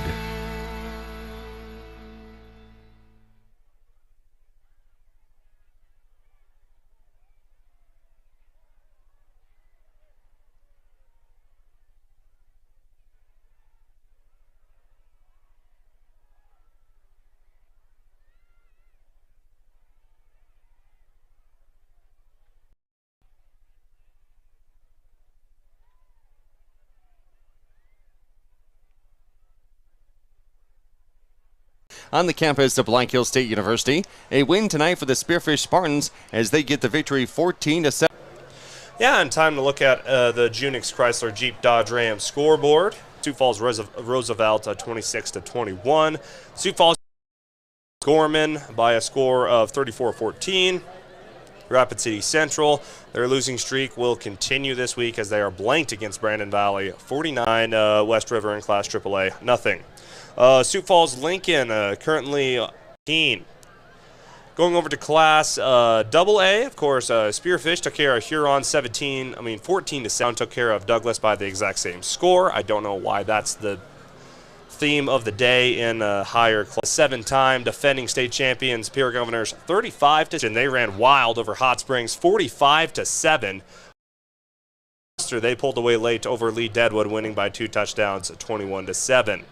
St. Thomas More, they took care of Lakota Tech 69-0, and in a top 5 battle in Class 11A, number 2 Lennox ahead of number 4 Dakota Valley 48-19.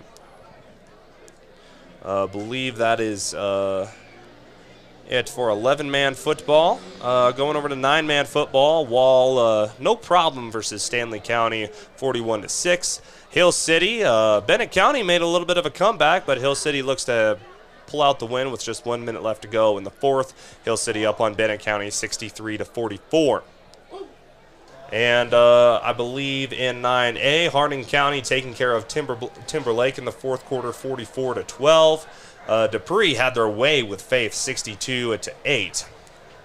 And Phillip 34 over Jones County, nothing. I believe that is it for the Junix Chrysler Jeep Dodge Ram scoreboard. And that's Clayson Davis. Thanks so much. And it's time now to name our player of the game. It's our Superior Performance, brought to you by Superior Auto Solutions. Right here in Spearfish, call 605-642-9111 or see their inventory online at superioroutosd.com. And tonight's player of the game goes to Hunter Walters, a running back and linebacker for the Spearfish Spartans, as a 6 foot, 200-pound senior on homecoming night. He had the go-ahead touchdown in the fourth quarter. Really, he was the horse on that drive, getting him down the field. He had a couple of nice runs, capped off by a 1-yard touchdown run as the Spartans took the lead there in the fourth quarter. And Hunter Walters is our MVP and player of the game tonight. And you know a little bit more about Hunter Walters than I do, as you were able to interview him as part of From the Bench podcast. What's something else that we should know about Hunter Walters? Well, he works really hard on the football field. Seeing if he could compare his game to any other running back in the NFL or college, and he said no, he wants to be the one Hunter Walters in the world. So on defense, he uses that speed and quickness to make tackles in the backfield, and he's big enough to bird. This is his third Superior Performer honoree this year. Versus T-Area, had one versus Rapid City Central, and now one versus Huron. And also, I just realized early on Tuesday, our Superior Performer happened to be the Homecoming Queen. Well, on Friday, our Superior Performer, the Spearfish Homecoming King. So congratulations to him on a busy week for the senior and able to help the Spartans to victory. I liked... I believe you meant Sam Marcus. Yes. Marcus. Yes. But no, I agree. Very rough day punting position, and really put Huron in a deeper situation, because Huron, they've had good field position this entire... Vavruska had an interception. Evan Wilson had an interception. 7. We'll come on back and have a look at some more things of Spearfish Spartan Homecoming weekend last year, and they get it